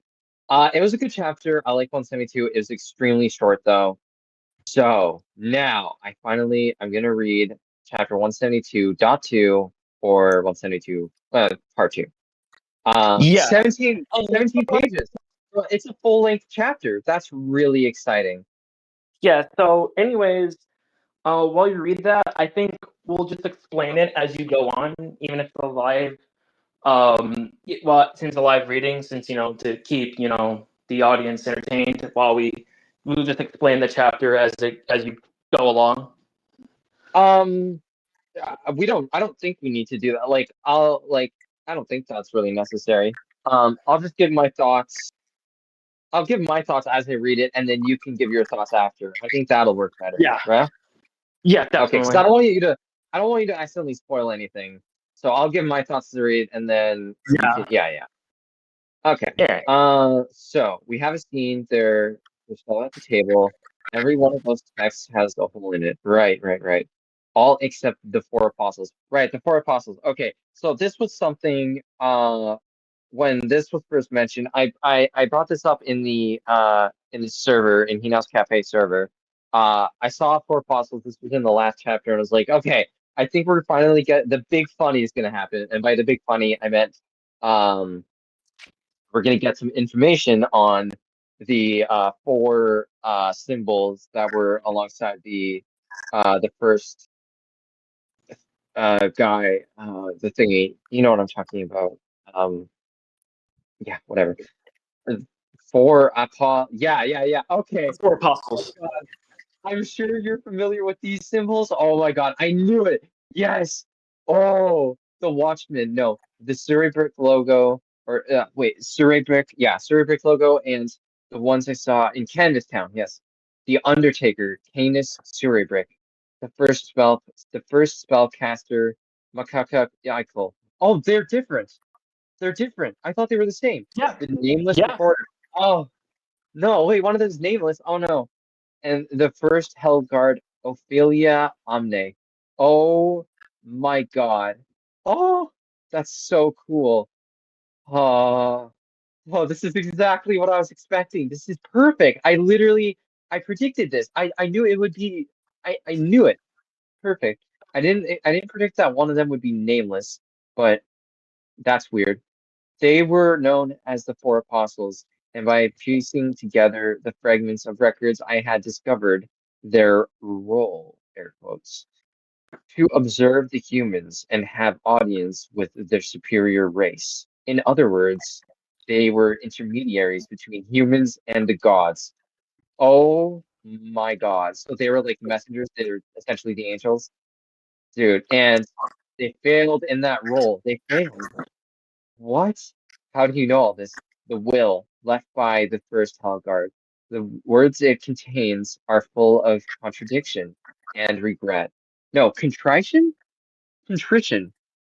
Is that a word? Contrition? Okay. Uh if I might be LARPing being a native English speaker here. I've never seen that word before, contrition. It might be a mistranslation. I don't know. I might Yeah, look it up. it's like you. Like it's right. A lot of this is like fan translated. That's usually what a lot of like how a lot of like Counter Gachikuda chapters Yeah. are when you read like different sites because like there's like no unlike some like Shueisha manga there was like no like other place to read like Yeah. Gachikuda, so a lot of them tend to be fan translations. Yeah. And yes, I do want to point out I did notice the black crow and the white crow. I did notice them. Very neat little details. The white crow, of course, very important to best girl in the series. Not she's not a girl, best woman in the series, my waifu, Lily. I love her. She's the best. Uh Wallahi. I would crack.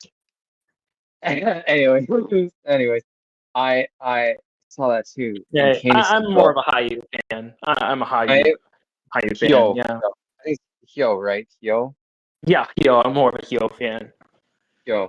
Then, like the first Helgard, he didn't report any details. But we can see that Canis too suffered from a guilty conscience.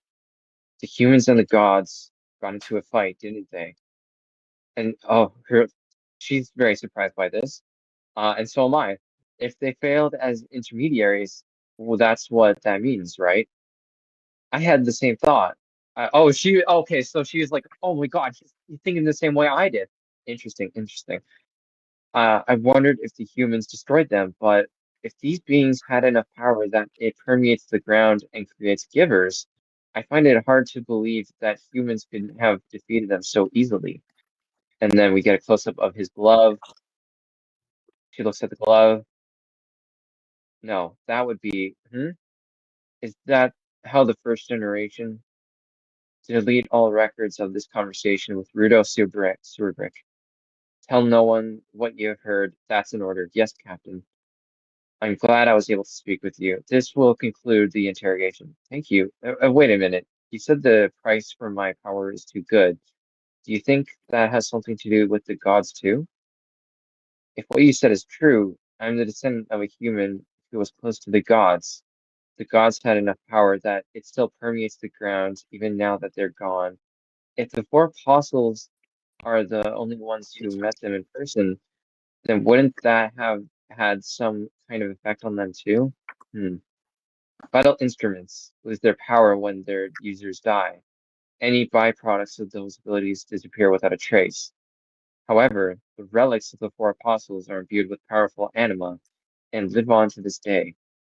Makaka's mural, Canis' Watchman series, the Hell Guard's equipment, the four apostles may have received power from the gods, like vital instruments. And we got the crow. I will have someone accompany you to the hospital, but I must part ways with you here. Okay. Uh that's that's crazy. Yeah, okay. Okay. I need to keep moving on. I will have someone accompany you Yeah, to the hospital. Yeah. But I must part ways with you here. there's something I need to look into. You know everything, don't you? I'm glad we could talk. Research is a hobby of mine, that's all. Right, you're rather unusual yourself. Most givers refuse to disclose their powers to the Hellguard. I think you guys are basically the ground's version of what we call the apostles on the sphere. But you're not like them. You actually let me give my side of the story. And when I saw you thinking about my powers, it reminded me of Zonka. So I let my guard down and my mouth kept going.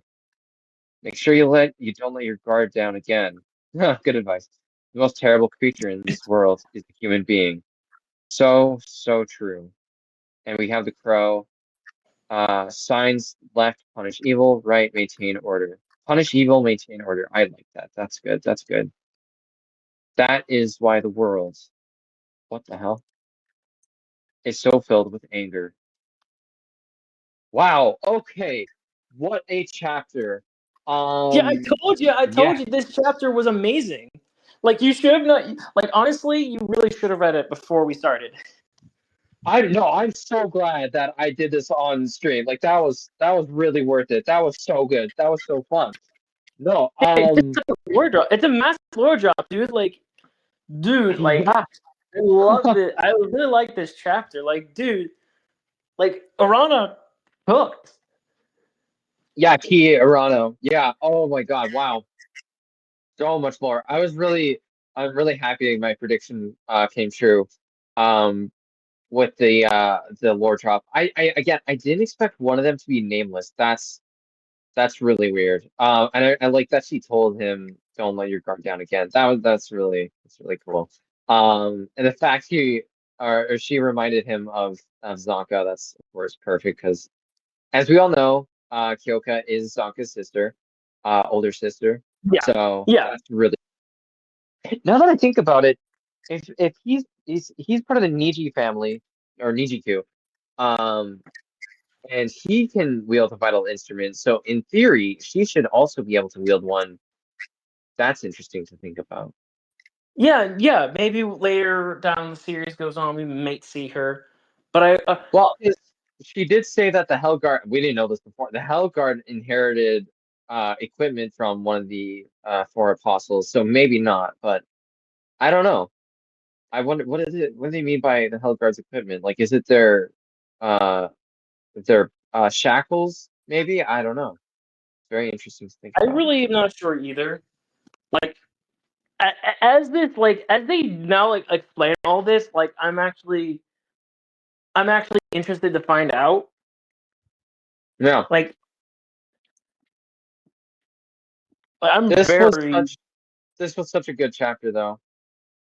It was. It really was. And like, I love the Hellguards their palace. It was what it looks like. Well, their not their palace. What's it called? Their station. Their station. I love their station. It looks like a palace. Looks because it's the Hellguard. It's the Nijiku family. They're like Japanese inspired, so it looks like a Japanese palace.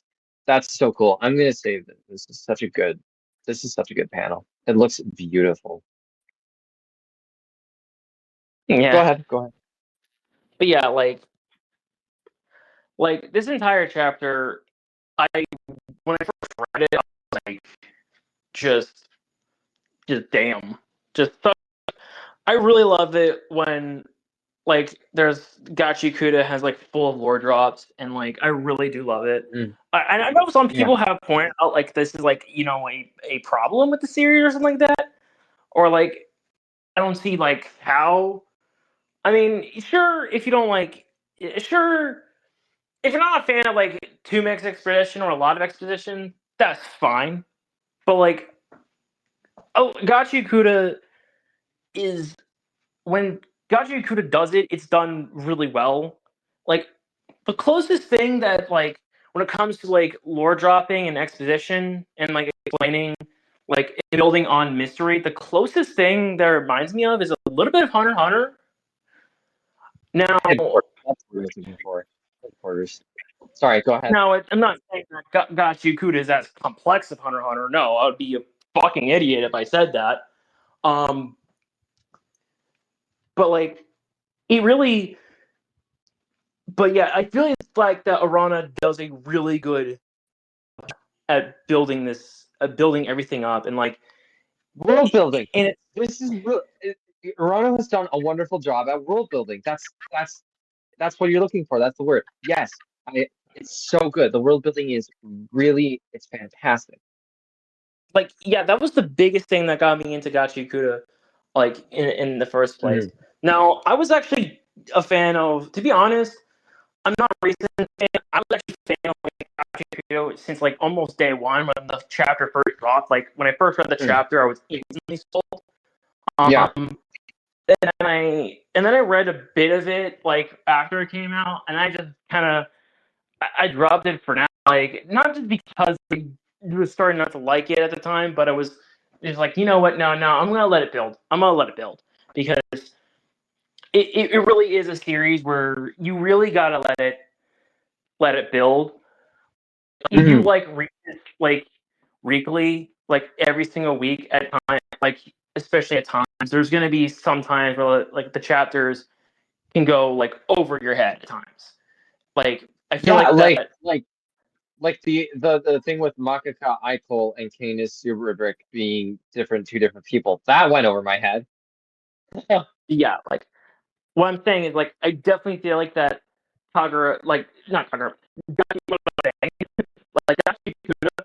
I really do think that Gachikuta is really best on like a binge read because Yeah, like, that's what I did. That's what I did.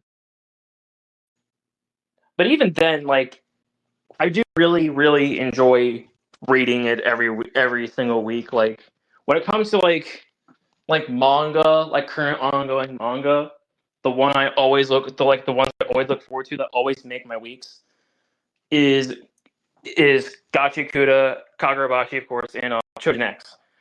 And Yeah. even Each of the Witch too. Each of the Witch has some pretty good world building as well, and it also does have some pretty good mystery as well. I'm not as good as Gachikuta's, to be honest, but it does have some really good world building and definitely got some good mystery. And even another manga which I'm currently reading right now, I'm still trying to catch up, Centuria, I Yeah. which I am definitely trying to get Angus here to read because like it is just such a damn good series so far. I haven't caught up yet, but it's an amazing series and it has some of the greatest world building and greatest mystery like currently ongoing in manga. Like that is like Yeah. in terms of like mystery world building and how it's like all coming together and how well put together it was. Um, I definitely think that, in my honest opinion, Dachi Kuda, Chojin X, and Centauria, in my honest opinion, have like been the best at it, Yeah. and Um. especially Gachi. Yes. Gotcha is really good role playing. Uh, another a series though. That uh I'm really looking forward to is for the next chapter that we haven't received in a really long time. Uh, it's been such a long hiatus. I really want it to come back. It's Freerin. We need Freerin. Oh my God, Freerin, please come back. Funny enough, I miss Freerin. I actually have never read the manga Frieren. I'm an anime only But on it. that's okay. I will gush about it, and then you can gush about your series. Like we're not gonna like Yeah, this podcast. We're not gonna like watch all the same manga or and read all the same anime. no, definitely not. Like, and no, we're not Yeah. going to share the same opinions. Like, just because we like share a podcast doesn't mean that Yeah. we're the same person. No, yeah, we do agree on a lot of things, but we also disagree on some things. I assume. Yeah, I don't think I disagreed with you on anything so far, but yeah, you want me to read Centuria? I might read it. I have a lot of other stuff I need to catch up on though. yeah, same here. I got a lot of like series to read. Like after I'm done Centuria, I am gonna read another currently ongoing Shonen Jump manga, that being Ultimate X's Kyoshi. I really don't know how good it is. I heard quite a few people talking about it, and I've heard some good things about it, and it just looks really interesting, and I might check it out. But I also got like Blend of the Lustrous. I'm like a couple volumes deep of that. Someone also recommended to me one time Full Night, and I gotta get on that. I heard the anime for that one's also coming out very soon, so I might watch the anime when it comes out. Yeah. I got a few battle shonen on my list too, like a few other ones. Like I got like Blue Exorcist, Siren, Twin Star Exorcist, World Trigger, which World Trigger I'm actually very excited to start reading, and also Yu Yu Hakusho, mostly just because I'm a Togashi glazer, and Mm. and people are surprised since I glaze Togashi a lot, since I love Hunter x Hunter a lot. People get surprised when I tell them I have never read Yu Yu Hakusho, so I would like to. Right. Yeah. I gotta read that at some point. Yeah, I gotta read a lot of stuff. Like I have an entire backlog of manga. Like, and it's funny because like when people recommend me like manga, they like people look at me, they see me like as like I know I've read like almost anything on the sun. I'm on no baller. Like I read Hell's Paradise. I've read Dorohedoro. I've read you know I'm of course read Chojin X. I read like I read Golden Kamuy. I read all those series, like the series that you really got to know ball for and stuff like that. But no one's gonna recommend me stuff like World Trigger. Like, I mean, granted, yeah, or no one's gonna recommend me a lot of like Full Night or Land of the Lustrous. I mean, granted, yeah, those are tend to be smaller series too, and than the ones that I just mentioned. And there is like, but I'm just looking for a lot of bangers, bro. I'm looking for some really just over the offhand bangers. Yes. I agree with that. I have a lot of manga that I need to catch up on. Um, I need to Hell's Paradise you mentioned. That's also another series that I love to glaze the hell out of. I really love Jigaku Raku. I need to one thing you guys on the podcast will look forward to. I have not finished I finished the anime for Hell's Paradise, but I intentionally have saved the manga. So each week starting next week, I guess. Each week I will read a chapter and give my thoughts live. I I'm won't read a already chapter reading it. live. I won't read a chapter live, but I will give my thoughts on it. So I'm already you guys, rereading it. Like, I'm yeah, already rereading it. I'm close to finishing my reread of it, but it's such a good manga. It is a very very good manga. yeah, um, It's a series where I'd recommend if you love series like if you love if you it's a series I recommend to fans of Kagurabachi and even sub Jutsu Kaisen fans. I recommend it. I feel like yes, that if you're a fan of both of those series, and I do think you'd really like it. yeah. You could say that Hell's Paradise will fill that Jujutsu Kaisen sized hole in your heart, for this summer anime. Am I right, Amity? Am I right? Yeah, yeah, definitely, definitely. So for those that don't know, I'm referencing a little inside joke. Which is there was like this article that he shared that he was like question mark on as the caption. And it was this article for Black Torch, which Yeah, he needs to give his thoughts on for this podcast. But yeah. I'm only he watching was like like, I'm 4 episodes in to it. yeah, It's based off a canceled manga yeah. a manga that only lasted 19 chapters. And when I saw that article, I was like, "What?" Like, Yeah, because he was hyping this manga and anime up to me. He was like, Angus, you have to read this or watch this. This is the best shonen manga ever. It's so good. The anime I is really good. did not say Black that. I Torch. just said, "Hey, it's something that we You're could. hyping. Hey, it's something we could give our thoughts on for the podcast." Well, I don't know. Maybe you're right, but like to me, it came off as hype, and then come to find out, it's actually kind of well, you can. Yeah, I watched. I was like, I was interested. I was like kind of interested when I heard people talking about it because it's a manga that it's a canceled manga. Despite it being canceled, it's a manga that's considered like a cult classic to some people. I don't know. I'm like 4 episodes in. Like there was a hype around. There was like a lot of hype for this manga for this series when the anime was announced. But Yeah. honestly, I'm like 4 episodes in right now. Like 4 episodes deep, it really is not doing it. Like I just find the series like boring and very generic, in my opinion. Like it doesn't do anything new. Now, granted, people say that to a lot of shonen and stuff like that. I'm not saying Simple is bad or anything, because like obviously not. There's plenty of pretty good series out there that are pretty simple. Like there's plenty of them. Like Demon Slayer, although some people, though so, whatever how your feelings is, it's like very I popular. love It is very I simple. love demons. I love Demon Slayer. I'm we're gonna talk about that in the podcast too. I love Demon Slayer. But go ahead. I'm sorry for interrupting you. Yeah, I think, and people have mentioned how simple Demon Slayer is, but in terms of simplicity, Demon Slayer does it pretty well. Yeah, However, you could say it's easiest to follow.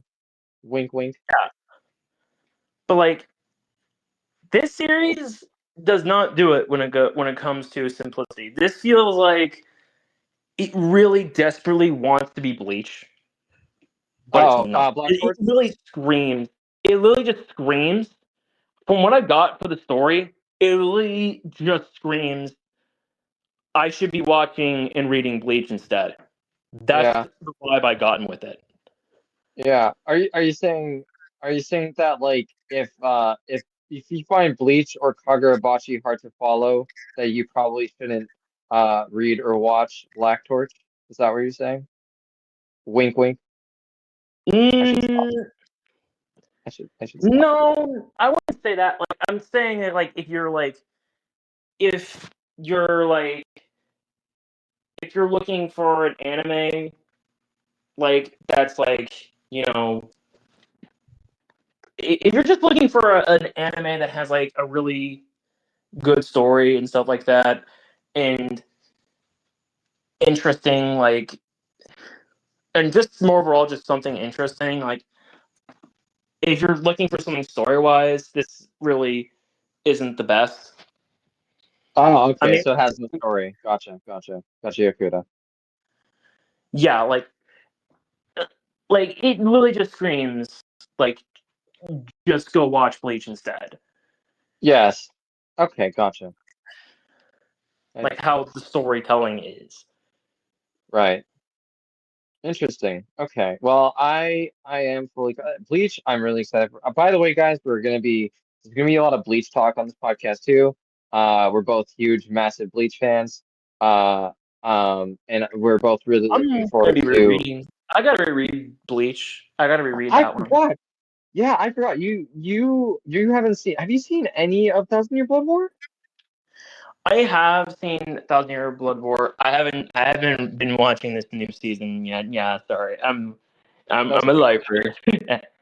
Yeah. No. You're all good. You're chilling. I seen episode one for Core 4. It's really good. I'm not gonna say anything about it, but needless to say, it's fantastic. It's really wonderful. Great animation. Excuse me. It's so good. Like Uryu versus Hoshvalt is amazing, and that's all I'm going to say about that. Um, yeah, definitely look forward to that. Yeah, yippee. Yeah. But anyways, with that being said, I'm pretty sure we can just. I don't have anything else I have to say. At the moment, I think N- we're at a good stopping n- point. I literally, No, I think we can keep going. There's more. There's definitely more we could say. yeah. I really, Um, what are you? Wait, are you getting tired? yeah, I just like ran out of things. Like I didn't really thought of like a much other things too. think of. Mm, Mostly just, this recent Kagurabachi chapter and Gachi Kuda chapter and the other stuff I okay. just gave off. But I want to Um, save a lot of other stuff for future episodes. um, I was expecting a lot longer of a rant for Black Torch, if I'm completely honest. Yeah, to be honest, yeah, but the reason why it's not longer is mostly for one reason.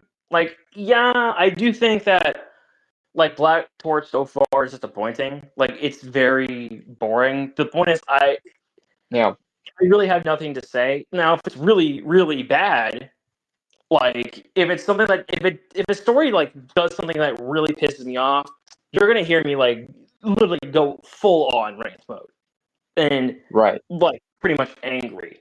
But this, I have nothing to say on it, but because it's nothing. It feels. Mhm. I really have nothing to say about it. It's literally the same thing I've seen in other series, but done way better. Like what I'm getting at so far, I'm not gonna like. I only there's only like 4 episodes out right now, and I'm not gonna I'm not gonna like say that's the series as a whole because the series hasn't finished airing yet, and I'm still gonna watch it just to see if it improves and stuff like that. And I'm gonna watch the full series just to give my overall thoughts on it as a whole to see if it actually does get better or something like that. But honestly, after 4 episodes, I really have like nothing to say about it at all. It's Mm. like it's just again, it's Is kind it of boring. is it what you would call mid AF? Yeah, it's mid in my Mid AF? opinion. This Okay. series is just mid. Okay. Interesting. That's what I'm getting As I so was saying far. before, Amity was definitely recommending it to me. Um, so I'm not sure if that's one I'm going to watch. I know for sure. For me, I'm going to read what's it called? Hell's Historia. Paradise. That's story. No. But the next anime, whenever I'm not watching Bleach, is definitely going to be the next anime that I'm going to be watching currently. Well, I no, because I did get started on Fire Force. I need to finish Fire Force. I got to episode 7, and then I was like, okay, I'm gonna put, and that's the episode where Shinra saves Tamaki. And I was like, okay, I'm gonna put the pause on that, and then I'm not gonna do reactions, but I'll give my live thoughts to each new episode that I watch here on the podcast, because otherwise I would have finished it by now, and then all my thoughts would be all over the place. But I'm going to which they already are anyway, so what's new? But yeah, I'm definitely I need to finish, or I'm going to be watching Bla not Black Clover. I will be watching Black Clover, but that's in October. Um what's it called? Oh my God. Fire Force. And so like with Hell's Paradise, I will be doing one episode per week, and I'll give my thoughts on that each podcast episode, and I'll be doing that alongside probably Hell's Paradise, and maybe also I might do Seven Deadly Sins or Nanatsu no Taizai. Is that, yeah, Nanatsu no Taizai. Yeah. Um, I and really just to be honest with you, I dropped Seven Deadly Sins. I yeah, dropped it. I really did how not much like have you it. seen of it? I've seen like the first season only Okay. and never touched it Well, afterwards. Well, don't worry. I will take up the slack from there. Like, I will watch it in your stead. Like, you don't have to torture yourself. I will put myself through the torture of watching Nanatsu no Taizai. Because and when I say torture, I say that in jest. Like, I've seen like the I know that like the animation isn't amazing. I do need to also watch Fist of the North Star. I promised someone, I think on the Hinao's Cafe server, that I would watch or read. No, I was watch the original anime for Fist of the North Star, and that's purely because like this is just between me and him. Um it was like because I was saying that I put Bleach in my top five favorite anime of all time. That was one of the topics that we promised earlier. Our top five favorite anime, and slash manga. Um, Yeah, I put we Bleach can in do my that and finish the episode. yeah. So I put Bleach in that, and he was like, "Oh my God, Bleach is trash." No, he wasn't saying it was trash, but he was like, "Oh my God, like I don't know what you're doing. Like it's like Fist of the North Star is way better." Yada yada yada, and it was like, ball of right, son." So I will have to. I did promise him that I would read that, so or watch it. So I will be doing that. But so top five. I'll give mine first if I can find it. I think I Yeah, you can go do. ahead. You can go ahead there. Okay. Where is it? I know it's in this channel. It's in Anime Talk. Uh, okay, here we go. So the top five. Okay, so my current top five anime, and I don't know if I stand by this fully, but this is like a rough draft, I guess you could say, are Kagurabachi, Frieren, Bleach, My Hero Academia, and then Hell's Paradise. I would also throw in probably Jujutsu Kaisen, Demon Slayer, um what's it called? Naruto, of course. Oh, To Be Hero X. To Be Hero X is one of my favorites. Invincible. Well, that's not really anime. Um, Black Clover. I really like Black Clover as well. Um, Jujutsu Kaisen. Did I mention? I think I mentioned Jujutsu Kaisen. Yeah, you mentioned Uh, it. Yeah, and these are all kind of the series that I scale, like power scaling, as well. And that's oh yeah. So I wanted to mention this actually towards the start, but it's funny I'm mentioning this towards the end. But one of the big reasons I wanted to do this podcast is because I remember seeing this clip from Nick NC Hammer. I believe a clip from Otaku's Anonymous podcast or something, maybe Weave Commander, one of his All right. channels, where he was like the whole reason I started a podcast is because I had all this anime knowledge that I needed to share with the world. And when I saw that, I was like, bro, that's literally me. And that was one of the huge inspirations for me for wanting to start this podcast is like I was like literally in the exact same boat. Like I just have all this We should knowledge have of really all these mentioned series. that in the start. I know, I know. But I did promise our top five, so hopefully they stick for the real ones. They'll stick around to the end, and they will know. If you know, you know. But Yeah. yeah, so that was like a huge reason for me for wanting to start this, and that's why I brought it up. Well, I brought it up with Amity because we had so much like charisma together, or not charisma, rapport. We had so much rapport together when we VC'd, and I was like, dude, we got to start a podcast. And he was like, yeah, I agree. We need to start that podcast. So and now Yeah, it's we finally have. happening. Because I've Yeah, been wanting to start a podcast for a while, a long while, for like a couple years, and I'm finally yeah, doing same. one. As I said, same. Yeah, yeah.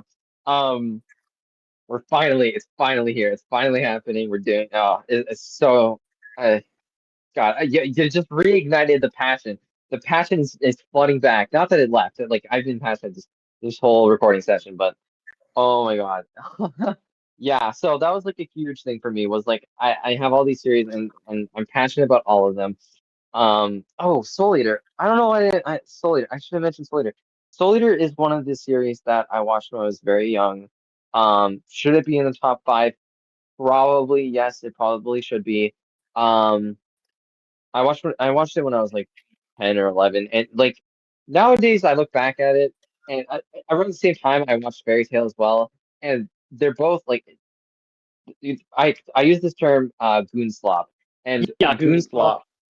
This is a term I coined myself that Amity really likes that he's taken up as well, and Yeah, it's a term that I use instead of fan service because quote unquote fan service because fan service the way anime fans use it is not at all fan service. Like the way I look at fan service is more in the like Star Wars sense where like Star Wars George Lucas will do a lot of things for fans. He'll do a lot of really cool moments, Darth Vader versus so Skywalker, just like this massive fan service. Like it's that's the fan service Yeah, like what it's That doing I think, now and stuff like yeah, that, with like, what Dave Filoni is trying to do now with the whole Mandoverse thing, and like where he's like putting out random cameos and or yeah, member berries is what I've seen people call it.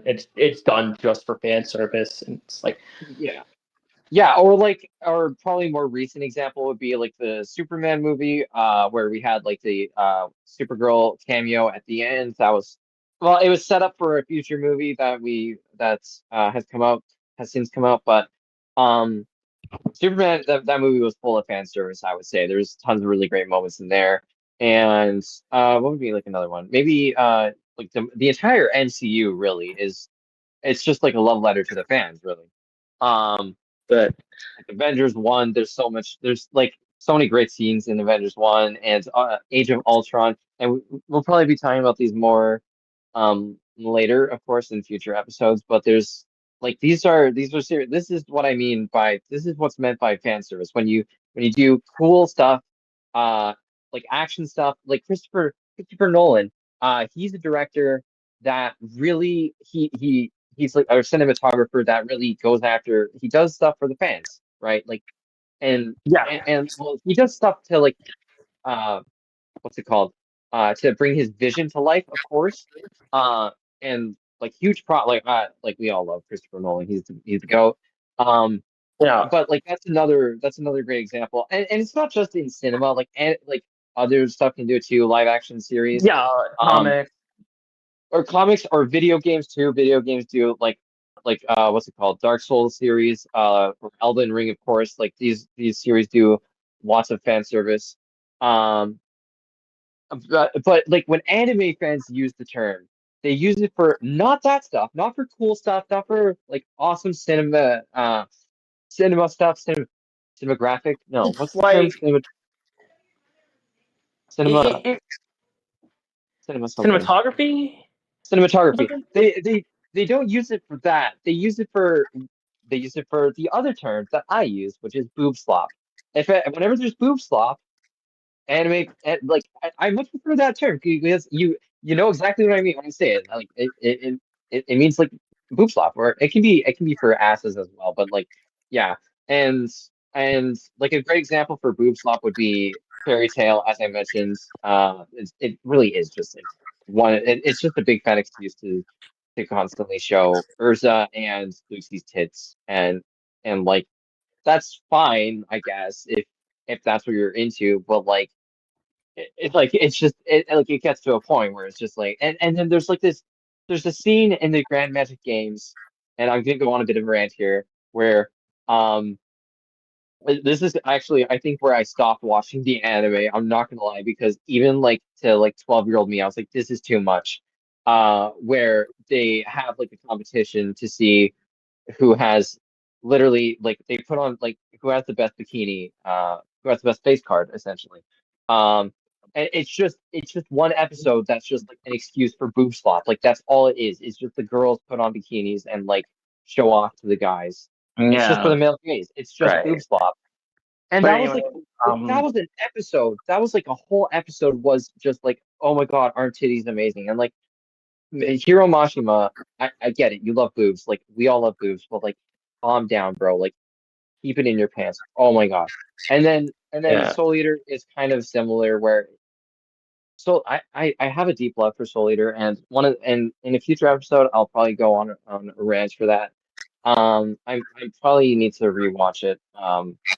Yeah, I love Soul Eater to death. Like Medusa, she's one of the best villains. She's one of the best anime villains of all time. Maka and Soul, their relationship is so good.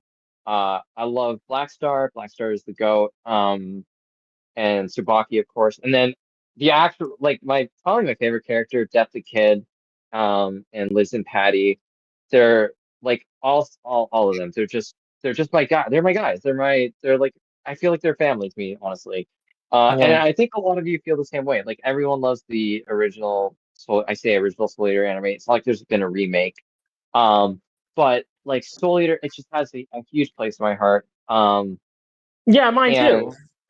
yeah, yeah, of course. Like everyone, like we all love Soul. Like it's so good, and the music, bro. The music, like, Yeah, oh my God, it's but just such a banger yeah, soundtrack.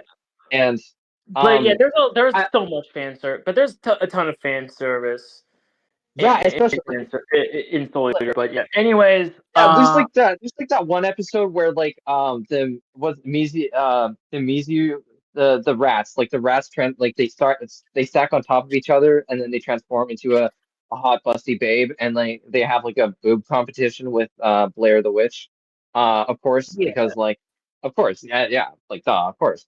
But it's like this is what I mean by boob slop. Like that I forgot what episode that is, but like like as a kid, like that was great, and like it's still like, like for fun, like it's good fun, but like, was that necessary for the plot? Of course not. Uh, yeah. but like, we watched it for Anyways, the plot. Um, uh, but I anyway, could we went rant on. about that stuff. Anyways, I could rant about Soul Eater for hours and hours, and it seems that it yeah, seems that my co-host right. wants to shut this down.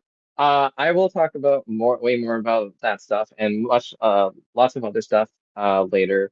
But yeah, I think one final thing though, you needed to give your top five anime manga Yeah, of all time. yeah, I'll do that, and then we'll just end it here. Um, so yeah, my top five. You want me to do anime or manga? Well, I did top five anime of all time, but then I put Kagurabachi in there because even though it's not an anime yet, it's the manga is the anime. So you do Okay. whatever. So I'll start with my top five favorite manga, and then I'll do my top five favorite anime. My number one, I have Vagabond. I just think Yeah, Vagabond is just it's just an amazing manga. Like out of like the storytelling, the artwork, just peak. Like yeah, Musashi is like one of my favorite protagonists like of all time. yeah. Just That's one I've heard a lot of good things about, especially from Dynamic Weeb. Like he loves that series to death, and he makes it known in a lot of his Papa videos. Weed as he goes by now, but yeah. Uh, Papa Weeb. Number two, I He's a have dad. Tokyo He's a Ghoul. dad. He became a father, so he's Yeah, Papa Weeb. yeah. Number two, I He's a have cousin. Tokyo Ghoul. Yep. Uh, Number three, I have Hunter x Hunter. Number Yep. four, I have JJK. I Okay. know, the end. I know people love to don't go the ending, but I know everyone, and I know how popular JJK is, but I love JJK. I don't care. And at finally number five, I have The Gray Man. Just Really? like such, yeah, it's such an underrated series. Like not a lot of people have like it's a series. It's one of those like series where I read also to also fill the void of JJK, and it's just Right. such a great series. I would love to read it again, but yeah, Yeah. So that was what was that again? no. Vagabond. Um, and now for top five anime, and we'll just finish up here. Yo, So yo. like we went on for pretty Okay. long here. Um, This I, was nothing. yeah, These are rookie numbers. We could keep yeah, going. yeah, it's all right. But number five, top five favorite anime. Number one again. I have Hunter x Hunter again, just because the 2011 version. I haven't really seen the 1999 version. But I've watched like the 2011 version so many times, and it was the anime that really made me a full fledged anime fan. So why how can I not love it? It's just a great series. Number two, I have Attack on Titan. Pretty almost an obvious pick. Everyone, Attack on Titan's always a common favorite, but like Attack on Yeah. Titan was like just it really when I watched it like for the first time last year, it really just it Yeah. instantly made the storytelling, the animation, the character, the plot Yes. twist. Just it was Yeah, so good. I need to finish that too. I got to season three. I need to finish it. I think I don't know what I'm gonna do with Attack on Titan. Yeah. You guys will know my thoughts on that in the podcast though. Number three, was more recent. This is kind of a more recent one after I finished this. Cyberpunk Edge Runners. I really liked it.